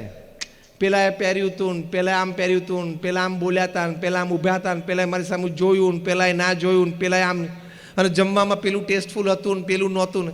તે આ બધું કરવા તું કચરો વીણવા ગયેલો ત્યાં? તને પ્રેમથી કોઈ આમંત્રણ આપ્યું, એણે એની શક્તિ પ્રમાણે વ્યવસ્થા કરી, અને સંજોગો આવો મોટો પ્રસંગ હોય તો થોડી નાની મોટી ગેરવ્યવસ્થા ઊભી થાય. ત્યારે પ્રેમથી એને મળવાનું હતું, એને મીઠું મોઢું કરાવવું હતું, તને તો પ્રેમથી કરાવ્યું. અને ત્યાં જે બ્રાઇડ ગ્રૂમ હતા, પતિ જે લગ્ન ગ્રંથિથી જોડાયેલા હતા, એને શુભેચ્છા અને આશીર્વાદ આપી દેવાના હતા. ત્યારે ક્યાં બીજી ટીકામાં પડવાનું હતું? આ તો રવિવારે સવારે એક તો 10 વાગે ઉઠે, અને પછી ગેલેરીમાં ઊભો રહે બીજે માળે, નીચેથી જાન જતી હોય એટલે પાછો ઉઠીને બહાર આવ્યો, બાકી તો હજી કલાક હુઈ રહેત. અને પછી ત્યાં ઊભો બ્રશ કરે અને થૂકે, એટલે એક તો સ્વચ્છ ભારત બગાડે. અમે આ મોરબીના રસ્તામાંથી આવ્યા, ભયંકર ગંદકી છે. આ તમને બધા શ્રેષ્ઠીઓ બેઠા છો આજે વિનંતી કરવાની,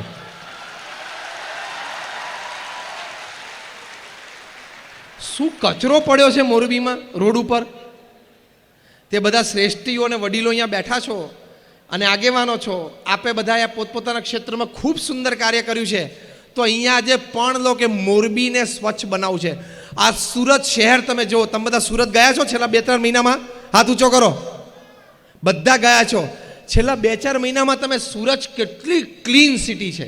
તો એક સમયે સૌથી વધારે ગંદવાળો ત્યાં હતો. તો હવે સુરતની જેમ તમે પણ લો, સુરતમાં તમારા જ પટેલ ભાઈઓ છે, એ લોકો ત્યાં કરી શકે તો તમે ના કરી શકો?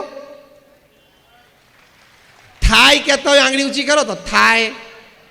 વાહ, પેલા તો 2 હાથ ઊંચા કરે, બહુ તાકાતથી બોલ્યા. ફરી વખત હાથ ઊંચા કરો, મારે જોવાનું રહી ગયું. થાય, મોરબી સ્વચ્છ થાય. તો કોણ એની માટે પણ લેશે કે 2021ની સાલ સુધીમાં ભારતનું સૌથી સ્વચ્છ શહેર એ મોરબી હશે?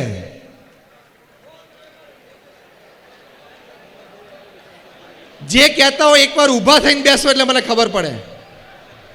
એકવાર ઊભા થાઓ કે જે 2021માં મોરબી સૌથી સ્વચ્છ શહેર. એકવાર ઊભા થઈને બેસો એટલે ખબર પડે. Thank you very much. I give you a big hand.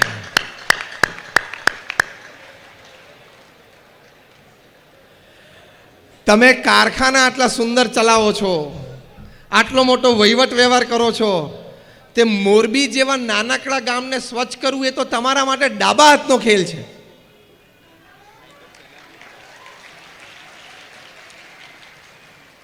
હું તમને ત્યાં સુધી કહું કે બોલો, તમારા કારખાનામાં જેટલા કારીગરો કામ કરે છે ને, કર્મચારીઓ જેટલા છે કે જેટલા મજૂરો છે, એ બધાને તમે ખાલી 1 અઠવાડિયા સુધી 1 કલાક દિવસમાં ઓછું કામ આપીને 1 કલાક માટે એ લોકોને સ્વચ્છતામાં વળગાડી દો તો એક જ અઠવાડિયામાં મોરબી સ્વચ્છ થઈ જાય એમ છે. તમને રહેવાની મજા આવે, સવારના પહોરમાં મોર્નિંગ વોકમાં તમને મજા આવે, તમે આમ ગાડી લઈને નીકળ્યા હોય તો તમને આનંદ થાય કે આપણું શહેર કેટલું સ્વચ્છ અને સુઘડ છે. જેટલા કારખાનાવાળા અહીંયા બેઠા છે ને, બધાના વિનંતી, હું તમને આ પ્રોજેક્ટ આપું છું કે હવે આવતા દિવસથી, કાલથી કે પરમ દિવસથી, જ્યારથી શરૂ કરો, ખાલી 1 કલાક કામ સાંજે વહેલું બંધ કરવાનું. 1 કલાક. અને બધા જ તમારા કર્મચારીઓ, તમારા મજૂરો જે હોય, અને તમે પણ, પ્રધાનમંત્રી શ્રી એ પોતે આ કક્ષાએથી ઝાડુ લઈને ઝાડુ વાળી શકતા હોય તો આપણે તો નાગરિક છીએ ને, આપણે તો કરવું જોઈએ કે નહીં? તમે પણ જોડાજો. હું માનું છું ત્યાં સુધી 1 અઠવાડિયામાં મોરબી સ્વચ્છ થઈ જાય. થાય કે ના થાય? જરા આમ જોરથી બોલો તો. મારું મોરબી, સ્વચ્છ મોરબી, મારું મોરબી, સ્વચ્છ મોરબી. તો આ તમને આવતા અઠવાડિયા માટેનો પ્રોજેક્ટ છે. તો આપણે આ વાત સમજતા હતા કે આવી સેવાની ભાવના અને આવા સંસ્કારથી તમે તમારું જીવન છે જીવંત બનાવી શકો છો. તો આજે મેં તમને હેલ્થ હાઇજીન હોબી કીધી, એમાં હાઇજીનની આ વાત કરી. તો 8+8+8ની સિસ્ટમમાં હું બહુ ડિટેલમાં નથી જતો. મેં તમને શબ્દ નામાભીકરણ આપી દીધું, એમાંથી 1-2ની ડિટેલમાં વાત કરી, બાકીની તમે સમજી શકો છો. અને છેલ્લી મોટી વાત અને 5મો મોટો વિચાર એ તમારા ભગવાન પ્રત્યેની શ્રદ્ધા અને ભગવાન પ્રત્યેની ભક્તિ છે. તમે એમ ન માનતા કે અમે સંત છીએ આ વાત કરીએ છીએ. As I tell you, I am a man of science અને મેન ઓફ સ્પિરિચ્યુઆલિટી. હું વિજ્ઞાનથી પણ વાત કરીશ અને અધ્યાત્મની વાત કરીશ. તમે બેઠા છો, તમારામાંથી નાસ્તિકમાં નાસ્તિક પાસે જે નાસ્તિકપણાનો પ્રશ્ન હોય ને મારી પાસે લાવજો. હું તમને 15 મિનિટમાં વૈજ્ઞાનિક દ્રષ્ટિકોણથી તમને લોજિકલી સાબિત કરીશ કે વિજ્ઞાને આજે અધ્યાત્મની કેટલી સાબિતી આપી છે. ઇન્ટરનેશનલ કોન્ફરન્સીસમાં 50,000થી પણ વધારે research papers, survey papers by man of science, વૈજ્ઞાનિકો દ્વારા પ્રસ્તુત થયા છે, જેમાં ભગવાન પ્રત્યેની શ્રદ્ધા, ભગવાન પ્રત્યેની ભક્તિ, ભગવાનનું કંઈક નામ સ્મરણ, મંદિરે દર્શન, સંત સમાગમ, સત્શાસ્ત્રોનો અભ્યાસ, એવા કોઈક પ્રકારે તમે ભગવાન સાથેનો સંબંધ હશે, તમને ફિઝિકલ, મેન્ટલ, ઇમોશનલ, મોરલ કેટલો બધો લાભ થાય છે. આપણા સત્શાસ્ત્રોમાં જે વાતો લખી છે ને બધી વિજ્ઞાને સાબિત કરી છે. એટલે કોઈ અત્યારે બોલી શકે એમ નથી કે આ વાત તો ઠીક છે ને આ વાત તો ખોટી છે ને આમાં કોણે જોયું છે ને. એ જે બોલે છે ને એ અજ્ઞાન છે, એને માહિતી નથી, અને કાં તો અહમથી બોલે છે. તમને જે વાત અધ્યાત્મની ખોટી લાગતી હોય ને એ તમે મારી પાસે લાવજો, એ વૈજ્ઞાનિક દ્રષ્ટિએ સાબિત થઈ ગઈ છે, એ હું તમને લોજિકલ પ્રૂફ આપીશ. આપણા સત્શાસ્ત્રોમાં ભગવાનનું નામ સ્મરણ, તમે ભગવાન રામમાં માનતા હોય, ભગવાન કૃષ્ણમાં માનતા હોય, ભગવાન મહાવીરમાં માનતા હોય, ભગવાન સ્વામિનારાયણમાં માનતા હોય, જે પણ ભગવાનના સ્વરૂપમાં તમે માનતા હો, બધા એક છે. એનું તમે નિત્ય 10-15 મિનિટ પણ નામ સ્મરણ કરો તો તમને શું લાભ છે તમને ખબર છે? હવે હું તમને સાયન્ટિફિક વાત કરું. જીવંત જીવન જીવવા માટે આ સર્વોચ્ચ વિચાર. હું તમને બધા નામ પણ આપીશ, તમે ગૂગલ પર જઈ શકો છો, એ યુનિવર્સિટીની વેબસાઇટ ઉપર પણ જઈ શકો છો.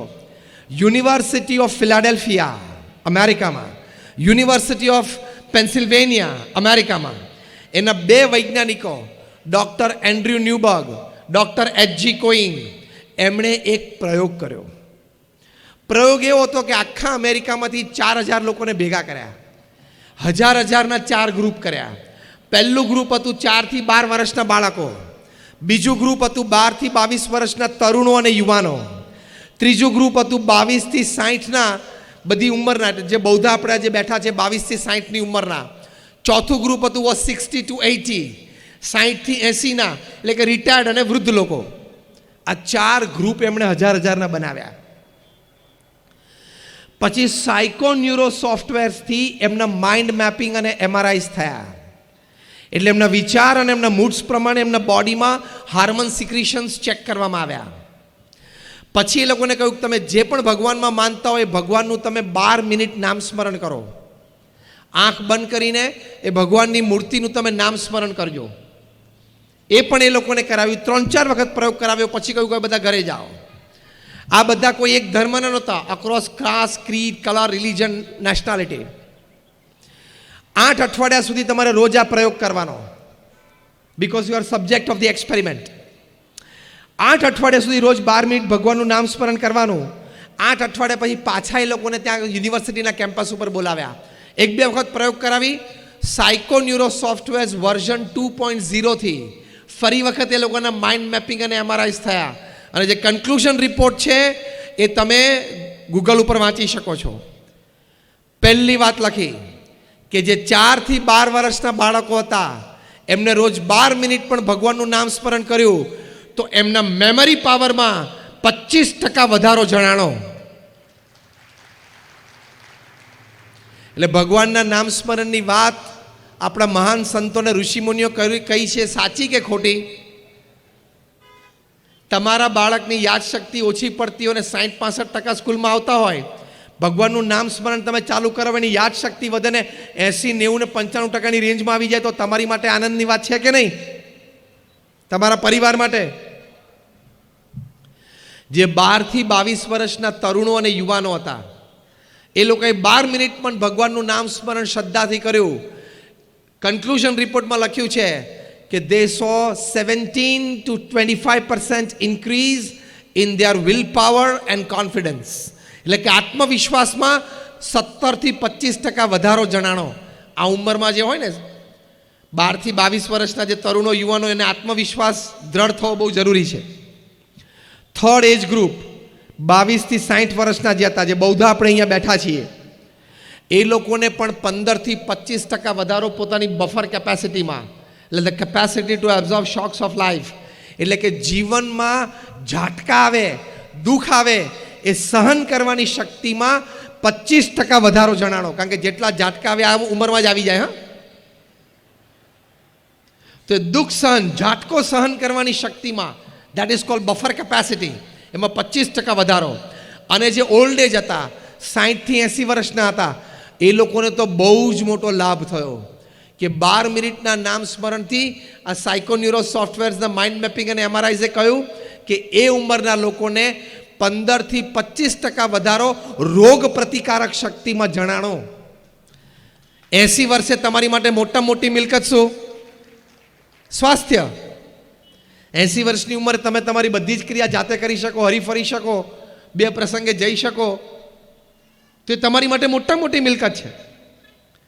તો તમારા જીવનમાં એ સમયે વૃદ્ધાવસ્થામાં તમને રોગ પ્રતિકારક શક્તિમાં આટલો વધારો ભગવાનના નામ સ્મરણથી મળે છે. એટલે વોટ વોઝ પ્રૂવડ કે ભગવાનના નામ સ્મરણથી તમારી યાદ શક્તિ વધે છે, તમારો વિલ પાવર વધે છે, તમારો કોન્ફિડન્સ વધે છે, તમારી દુઃખ સહન કરવાની શક્તિ વધે છે અને તમારી રોગ પ્રતિકારક શક્તિ વધે છે. હું કહું છું સ્વર્ગની વાત ભૂલી જાઓ, મોક્ષની વાત કદાચ 1 સેકન્ડ માટે ભૂલી જાઓ, પણ આ 5નો લાભ લેવો હોય તો પણ ભગવાનનું નામ સ્મરણ રોજ કરવું જોઈએ કે ના કરવું જોઈએ? આ 5નો લાભ, yes or no? Raise your hands. Yes or no? Yes. જે કરતા હોય એને અભિનંદન છે, ના કરતા હોય ચાલુ કરજો. આ સાયન્ટિફિક છે, મેં તમને નામ આપ્યા છે, તમે ગૂગલ ઉપર જઈ શકો છો. આવી મારી પાસે 500 વાતો છે. ગયા વર્ષે 2018ની સાલમાં જેને નોબેલ પ્રાઇઝ ફોર મેડિસિન મળ્યું, 2 ડૉક્ટર્સ, ડૉક્ટર તેસુકો હોન્જો, ડૉક્ટર એલિસન. શેની માટે એમને નોબેલ પુરસ્કાર મળ્યો? મેડિસિન માટે. એમણે રિસર્ચ કરી, કેન્સરની નાબૂદી માટેની રિસર્ચ. કેન્સર થાય તો કીમોથેરાપી થાય, પછી સર્જરી આવે. આ લોકોએ એવું સાબિત કર્યું કે જ્યારે તમે નિર્જળા ઉપવાસ કરો છો, એટલે કે પાણીનું ટીપું પણ લેતા નથી, એવા 20 કલાક તમે ગાળો, તમારા શરીર અત્યંત ભૂખ્યું થયું હોય, 3 ટંક જમવાનું તમે છોડ્યું હોય, એટલે કે તમે વ્રતમાં છો કે તમે ઉપવાસમાં છો, એ વખતે તમારું બોડી છે એ મેલેશિયસ મેલિગ્નન્ટ સેલ્સ ખાય છે. એટલે કે જે કેન્સરની કોષો છે ને એને આ શરીર ખાઈ જાય છે. પછી એમણે વાત કરી કે આપણા શરીરનું જે સૈન્ય છે ને WBC છે, વ્હાઇટ બ્લડ કાર્પસલ્સ, એમાં ટી સેલ્સ છે, આલ્ફાબેટિકલ ટી. એ સૌથી તાકાતવાર કોષો છે જે રોગના જર્મ્સ અને બેક્ટેરિયા સામે લડે છે. એમણે કહ્યું કે એક ટી સેલમાં તાકાત છે 1,000 કેન્સર સેલને મારી નાખવા માટેની. પણ આપણી ખાવા પીવાની ખોટી આદતો, બર્ગર ને પીઝા ને ફાસ્ટ ફૂડ ને કોલ્ડ ડ્રિંક, એણે આ ટી સેલનો પાવર દાબી દીધો છે. આપણા ઉઠવા બેસવાની ખોટા સમય અને આદતો, રાત્રે 12-1 વાગ્યા સુધી જાગવાનું, સવારે 9 વાગે ઉઠવાનું, એ ખોટી આદતો, આ બધી આદતોએ આ WBCમાં જે ટી સેલ્સ છે ને એનો પાવર દબાવી દીધો છે. પણ પાછો એ પાવર તમારે જાગૃત કરવો છે, યસ ઓર નો? તો ડૉક્ટર તેસુકો હોન્જો, આ હું નામ સાથે બોલું છું, તમે ગૂગલ ઉપર જઈ શકો છો, અને ડૉક્ટર એલિસને કહ્યું કે વર્ષમાં 20 દિવસ પણ તમે 20 કલાકનો નિર્જળા ઉપવાસ કરો તો આ ટી સેલ્સ પોતાના પાવર ઉપર આવી જાય. એક ટી સેલ 1,000 કેન્સર સેલને મારી શકે. તમને ક્યારેય કેન્સર ન થાય, કેન્સર થવાની લિસ્ટ શક્યતાઓ તમારા જીવનમાં આવી જાય. સાયન્ટિફિક. તો આપણા મહાન ઋષિમુનિએ આ તપની જે વાત કરી છે, સાચી કે ખોટી? મેં કહ્યું મારી પાસે આવી 500 વાતો છે, વિષય જુદો છે એટલે વધારે નથી જતો, પણ અધ્યાત્મની બધી વાતો સાચી છે, તમામ હકીકતો સાચી છે. તમારે જેમ જીવનમાં એક ફેમિલી ડૉક્ટર જોઈએ, એક બિઝનેસ ફ્રેન્ડ જોઈએ, એમ જીવનમાં એક સાચા સંત હોવા પણ ખૂબ જરૂરી છે, એક ગુરુ હોવા પણ ખૂબ જરૂરી છે. એ કેટલું મોટું કામ કરી શકે, તમારા જીવનમાં નૈતિકતા, પ્રામાણિકતા, સદ્ગુણો, સંસ્કારનું સિંચન કરી શકે, તમને શુદ્ધિ આપી શકે, શક્તિ આપી શકે કે તમે વ્યસનોથી દૂર રહી શકો. પ્રમુખ સ્વામી મહારાજે એમના પ્રયત્નથી, ના સંસ્થાના પ્રયત્નથી, તમને આશ્ચર્ય થશે કે BAPS સંસ્થાએ આજ સુધી 40 લાખ લોકોના વ્યસનો છોડાવ્યા છે. તમે કદાચ 1% લો એમાંથી, 40 લાખનો 1% એટલે કેટલા થયા? 40,000. 40,000 વ્યક્તિઓને કદાચ કેન્સર થવાનું હતું, એ આ બચ્યું છે. કેન્સર હોસ્પિટલ ઊભી કરવી એ પણ મોટું સમાજ સેવાનું કાર્ય છે, અને લોકોને વ્યસન મુક્ત કરવા એ પણ સમાજ સેવાનું મોટું કામ છે. બંને સાથે જોઈએ. યસ ઓર નો? પેલું છે ક્યુરેટિવ છે, આ છે પ્રિવેન્ટિવ છે. અને કહેવત તો એમ છે ને સમજણ તો એવી છે, prevention is better than cure. એને કેન્સર થાય ને પછી કેન્સરની હોસ્પિટલમાં તમે શ્રેષ્ઠીઓ ભેગા થઈને મોરબીમાં મોટી કેન્સર હોસ્પિટલ કરો, સમાજ સેવાના ધોરણે ચલાવો, એ પણ મોટું કામ છે. અને અમે સંતો ઘરે ઘરે ફરીએ છીએ અને એને વ્યસન મુક્ત કરીએ છીએ, એ પણ ઇક્વલી મોટું કામ છે. બંને કામ સરખા છે. તો પ્રિવેન્શનની સાઈડ બહુ જ મોટી છે. આપણી સંસ્થાઓ જે એનજીઓ કામ કરતી હોય પ્રિવેન્શન સાઈડ ઉપર કામ કરતી હોય, મૂળમાં કામ કરતી હોય, તો આવા સંત છે એ જીવનમાં તમને બહુ જ મોટું કામ આપી શકે, એ બહુ જ મોટા સંસ્કારો આપી શકે. આ દિલ્હી અક્ષરધામ અમે બાંધ્યું, આજે વાતને 14.5 વર્ષ પૂરા થયા. અમારી એવરેજ આવી રોજના 17,000 લોકો, 17,000 footfalls per day. But thousands of people change their life for the better. હજારો લોકોના જીવનમાં કેવા પરિવર્તનો આવ્યા. ખૂબ પ્રસંગો છે. એક નાનો પ્રસંગ હું તમને કહું, 2006ની સાલનો. एक सामान्य व्यक्ति है विजिटर्स बुक में लखेलू कि मैं हरियाणा के एक छोटे से गांव में से आता हूं, मेरा व्यवसाय यह है कि मैं घर घर जाके दूध बांटता हूं. हमारे गांव में कोई 70-80 घर है, हम 2-3 दूध वाले हैं. साइकिल में दूध के कैन लेके हम घर घर जाते हैं, सुबह शाम दूध बांटते हैं. मेरी उम्र 50 साल की है. मैं दिल्ली सिर्फ 2 दफा आया हूं. एक बार कोई हमारे गांव में बड़े घर में शादी थी तो मैं बारात में आया था, और दूसरी दफा अभी आया. लोगों ने कहा चलो अक्षरधाम देखने के लिए चलते, इसलिए मैं आज आया. यहां अक्षरधाम देखा, प्रदर्शनी देखी, इतनी प्रेरणाएं मिली कि आज से मैं प्रतिज्ञा लेता हूं कि मैं अपने दूध में पानी नहीं डालूंगा. એને ના ગામડે જઈને વાત કરી, હું મારા દૂધમાં પાણી નહીં નાખું ભાઈ. મને આવી સરસ પ્રેરણા મળી. બાકીના 2 દૂધવાળાએ પણ એ પ્રેરણા લીધી. એટલે અમે કહીએ છીએ કે હરિયાણાનું એ નાનું ગામડું જ્યાં ઘરે ઘર બધા સારું દૂધ પીવે છે ને, એ અક્ષરધામના કારણે. લોકોને એમ થાય કે મંદિરથી શું કામ થશે. મંદિરથી જે કામ થાય છે ને અદ્વિતીય અને અલૌકિક છે. ભુજમાં જ્યારે ભૂકંપ આવ્યો 2001ની સાલમાં 26મી જાન્યુઆરીએ સવારે 8:45 વાગે, પ્રમુખ સ્વામી મહારાજ ત્યાં બરોડામાં હતા. ત્યાંથી એમણે ફોન કર્યો કે તાત્કાલિક રસોડું ચાલુ કરો, આપણું મંદિર પડી ગયું છે કે ઊભું છે. પહેલાં તો એ પૂછ્યું તો કે ઊભું છે. સ્વામી કહે તો રસોડું ચાલુ કરો. અમે સંતોને સ્વયંસેવકો રસોડું ચાલુ કર્યું, કારણ કે પ્રમુખ સ્વામી કે હમણાં 3 કલાક પછી 12 વાગશે, લોકો ભૂખ્યા થશે, જમશે ક્યાં. અને 26મી જાન્યુઆરીએ પહેલા જ દિવસે બપોરે 12 વાગે ભુજ સ્વામિનારાયણ મંદિરે 17,000 લોકો જમ્યા. પ્રમુખ સ્વામી મહારાજને રિપોર્ટ મળ્યો. પ્રમુખ સ્વામી મહારાજે કહ્યું રસોડું ચાલુ રાખો. અને આવતા 10 મહિના સુધી 3 ટંક થઈને રોજ 85,000 લોકો અમારે ત્યાં પ્રેમથી જમતા, નિઃશુલ્ક. અને 4 જ દિવસમાં 26મી જાન્યુઆરી 2001માં ભૂકંપ આવ્યો. ચોથા જ દિવસે 30મી જાન્યુઆરીએ પ્રમુખ સ્વામી મહારાજે મુંબઈથી 800 ટનનું જહાજ મુન્દ્રા પોર્ટ ઉપર મૂકી દીધું. અને અમે લોકોએ 10 જ દિવસમાં 509 ગામોમાં આ રિલીફ કિટ પહોંચાડી. પછી જ્યારે પુનર્વસન શરૂ થયું, પ્રમુખ સ્વામી મહારાજે કહ્યું કે આપણે ગામો દત્તક રાખવા છે.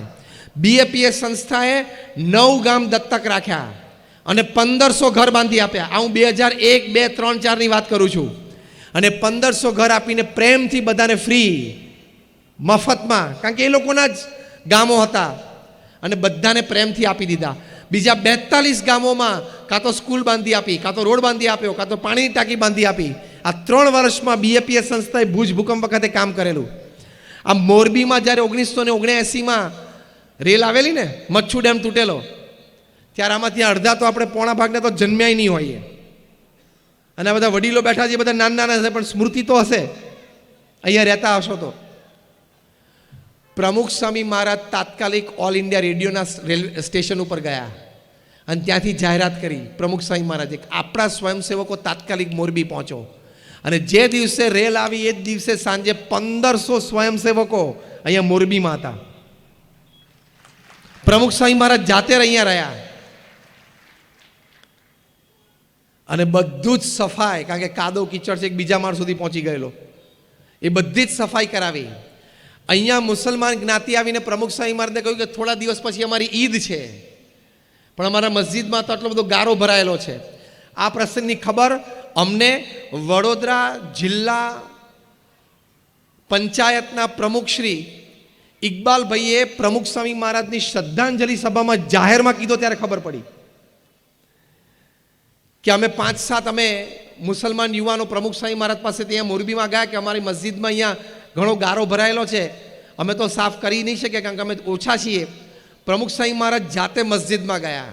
આ 1979ની વાત કરું છું. અને એસેસમેન્ટ કર્યું કે ભાઈ આમાં કેટલું માણસો સ્વયંસેવકો જોશે.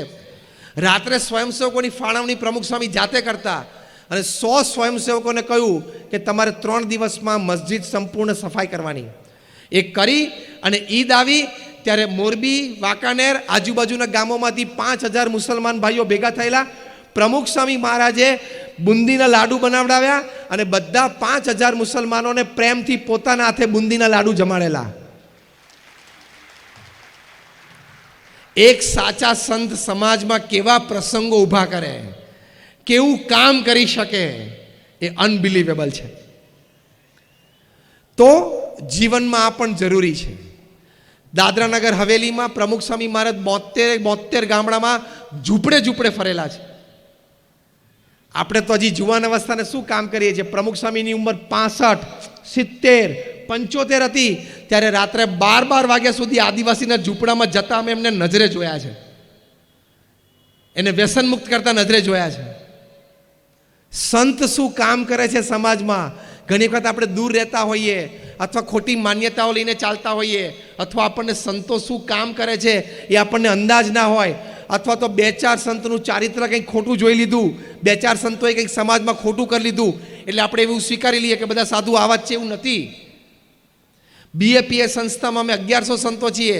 750 થી પણ વધારે સંતો graduate, post graduate, chartered accountant, doctors ને એન્જિનિયર્સ છે.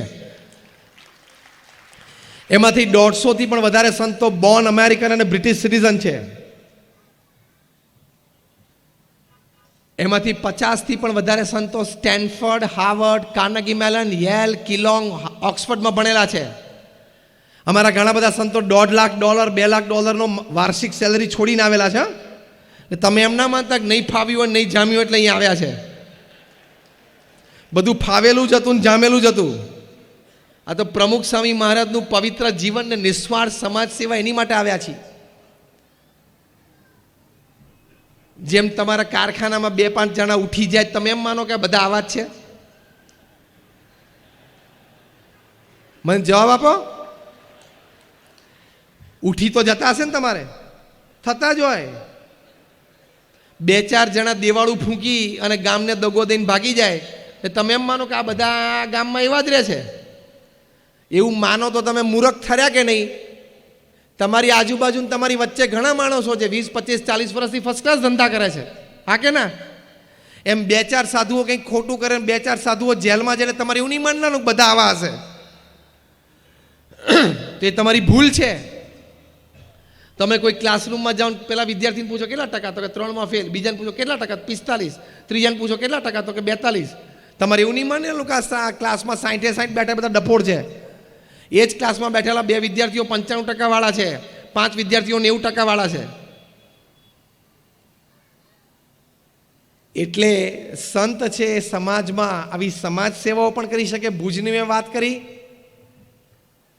આટલા બધા સંસ્કારી યુવાનો પણ તૈયાર કરી શકે.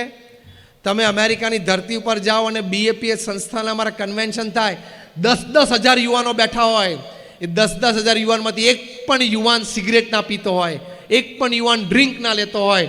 નાના બાળકો ચ્યુઇંગમ ખાય તો પણ ઇન્ગ્રેડિયન્ટ ચેક કરે કે આમાં એક છે તો મારાથી ના ખવાય, કારણ કે મને પ્રમુખ સ્વામીએ ના પાડી છે. શું સંસ્કાર! અમેરિકાની ધરતી ઉપર જન્મેલા છોકરાઓને આ સંસ્કાર આપવા. એટલે ડૉક્ટરોની કોઈ ખામી નથી સમાજમાં, એન્જિનિયરોની કોઈ ખામી નથી, ચાર્ટર્ડ એકાઉન્ટન્ટની કોઈ ખામી નથી. બધા ઢગલાબંધ છે, કારણ કે 6માંથી 15% તો નોકરી નથી. એટલે એ તો બધા બહુ છે. આપણે સારા એન્જિનિયર, સારા ચાર્ટર્ડ એકાઉન્ટન્ટ, સારા ડૉક્ટરની જમાતમાં જરૂર છે. That is more important. તો એ તમને આવી સંસ્થાઓ, આવા મંદિરો આપશે, આવા સંતો આપશે. એક કપલ ડિવોર્સ નક્કી થયેલા, દિલ્હીની વાત કરું છું. બંનેના લોયરે કીધું કે આપણે તમે સાઇન કરો કે તમને મ્યુચ્યુઅલ એગ્રીમેન્ટથી આપી દઈએ. બંને સહમત હતા, બંને પ્રોફેશનલ હતા, એકબીજા પાસે કોઈ પૈસાની અપેક્ષા હતી નહીં. પતિએ પત્નીને ફોન કર્યો કે ચલો હવે આપણે પરમ દિવસે ડિવોર્સ ઓફિશિયલી લઈએ છીએ, છૂટા પડીએ છીએ, ચલો છેલ્લી એકવાર મૂવી જોઈ આવીએ. પત્નીએ કીધું મૂવી નથી જોવું, આપણે અક્ષરધામ જઈએ. દિલ્હી અક્ષરધામમાં આવ્યા. આ તો એ લોકોએ ઘટના લખીને અમને આપી એટલે અમને ખબર પડી. અને ત્યાં પ્રદર્શનો જોયા, ત્યાં રામાયણનો સ્પોટ જોયો કે રામને આજ્ઞા થઈ તમે વનમાં જાઓ. સીતાજીએ કીધું કે હું સાથે જઈશ. ત્યારે બધાએ કહ્યું તમારે જવાની જરૂર નથી. સીતાજીએ કહ્યું કે હું અર્ધાંગની છું. મારા પતિ અહીંયા મહેલમાં રહે અને રાજા તો હું રાણી, મારા પતિ જંગલમાં જાય તો હું જંગલમાં જઈશ. આ દ્રશ્ય જોયું, અમારા સ્પોટ ગાઈડ એનું વર્ણન કર્યું અને પતિ પત્ની બંનેને અંતરદ્રષ્ટિ થઈ. વિચાર આવ્યો, અને વિચાર આવ્યો એટલે પછી બંનેના આંખમાં આંસુ આવી ગયા. અમારા સ્પોટ બોયે કીધું કે કેન આઈ હેલ્પ યુ, તમને કંઈ મદદ કરી શકું? તો કે ના, લીવ અસ અલોન, અમને એકલા છોડી દો. બંને બહાર જઈને બેઠા અને બંને એકબીજાને કહ્યું કે આપણે ફરી વખત આપણા મેરેજને એક ચાન્સ આપીએ. પેલી બાઈને એમ થયું કે સીતાજીના વંશજમાં હું આવું છું, પેલા ભાઈને એમ થયું કે રામના વંશજમાં હું આવું છું. મારે આવા વિચારો અને આવા પવિત્ર જીવન જીવવા જોઈએ.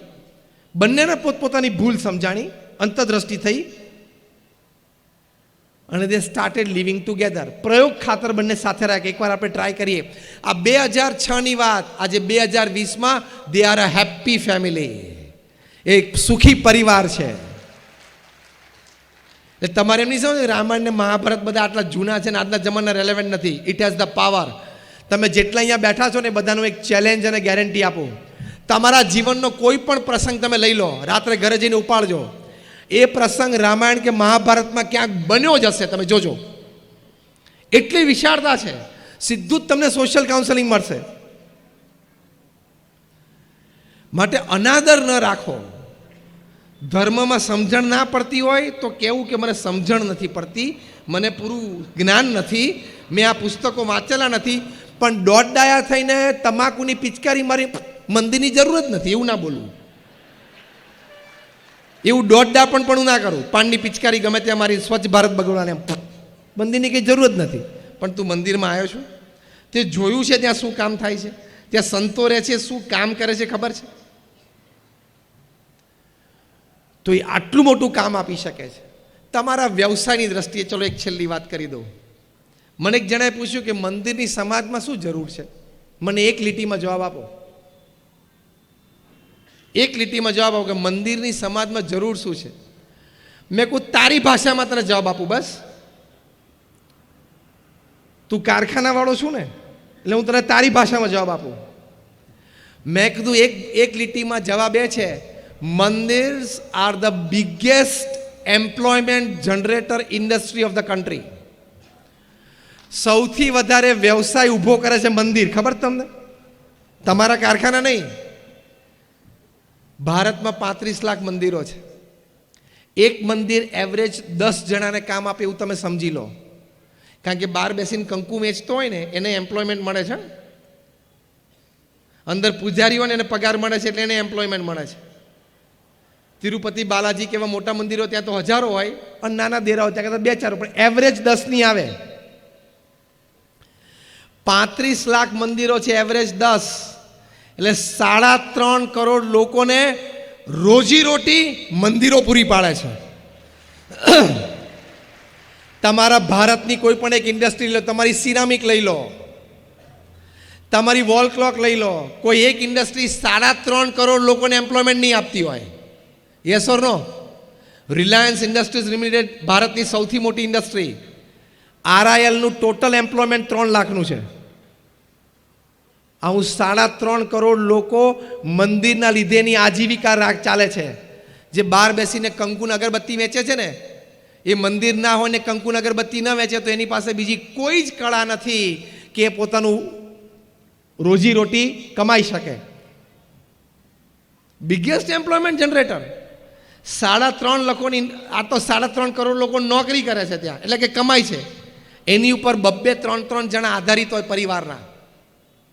હા કે ના? પરિવારમાં એક જણો કમાતો અને 2 જણા પત્ની અને હાઉસવાઈફ હોય, એક દીકરો હોય નાનો ભણતો હોય, ખાલી તમે 3 ગણો, 3.5 મલ્ટીપ્લાય બાય 3 કેટલું થયું? 10.5 કરોડ લોકો ભારતમાં મંદિરના લીધે મોઢામાં અન્ન મૂકે છે. એટલે હવે મને ના કહેતા કે મંદિરની શું જરૂર છે. જેટલી તમારા કારખાનાની જરૂર છે ને એટલી મંદિરોની પણ જરૂર છે. બીજી બધી વાતો હું નથી કરતો, ખાલી વ્યવસાયની જ વાત કરું છું. Only employment. એટલે આવો મનમાં પ્રશ્ન ન આવવા દેવો. આ પણ મોટું કામ છે, પેલું પણ મોટું કામ છે. જય આવો. તો આ પણ મોટું કામ છે ને આ પણ મોટું કામ છે. એ મંદિર મોરબીમાં પ્રમુખ સ્વામી મહારાજે બહુ જ મોટું મંદિર બાંધવાનો સંકલ્પ કરેલો. હમણાં મહંત સ્વામી મહારાજ પણ પધારેલા, એમણે પણ ખાતમુહૂર્ત કર્યું છે. એટલે અહીંયા પણ મોટું અક્ષરધામ તુલ્ય એક મિની કેમ્પસ શરૂ થશે. અને અમારા હરીશમરણ સ્વામી બેઠા છે, ઊભા થાવ તો. આ અહીંયા 22 વર્ષથી અહીંયા મોરબીમાં ફરે છે, 22 યર્સ, અને એન્જિનિયર થયેલા છે. તમને એમ ના થાય કે અભણ છે. એ 22 વર્ષમાં એમણે સેંકડો લોકોને વ્યસન મુક્ત કર્યા છે. 22 વર્ષમાં સેંકડો વિદ્યાર્થીઓને ભણવાની પ્રેરણા આપીને એનો વિદ્યાભ્યાસ સુધાર્યો છે. સેંકડોને લોકોને આવા સંસ્કાર આપ્યા છે. એટલે મંદિર, what it gives to the society is ઇમેઝરેબલ.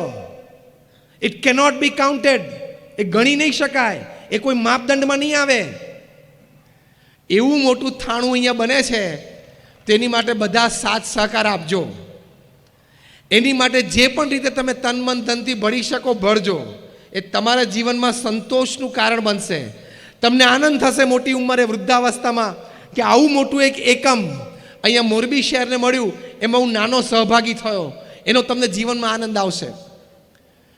તો લાઈવ લિવિંગ, એની ઉપર વાત કરી.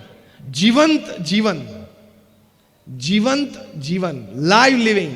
એમાં મેં તમને 5 વિચારો આપ્યા. પહેલો વિચાર, નીતિમત્તા અને પ્રામાણિકતા સાથે જીવનમાં હંમેશા જીવવું. બીજો વિચાર, હંમેશા પરિશ્રમી થવું, પુરુષાર્થી થવું. ત્રીજો વિચાર, વર્ક લાઈફ બેલેન્સ, કામ પણ મોટું કરવું અને પરિવાર માટે પણ સમય આપવો.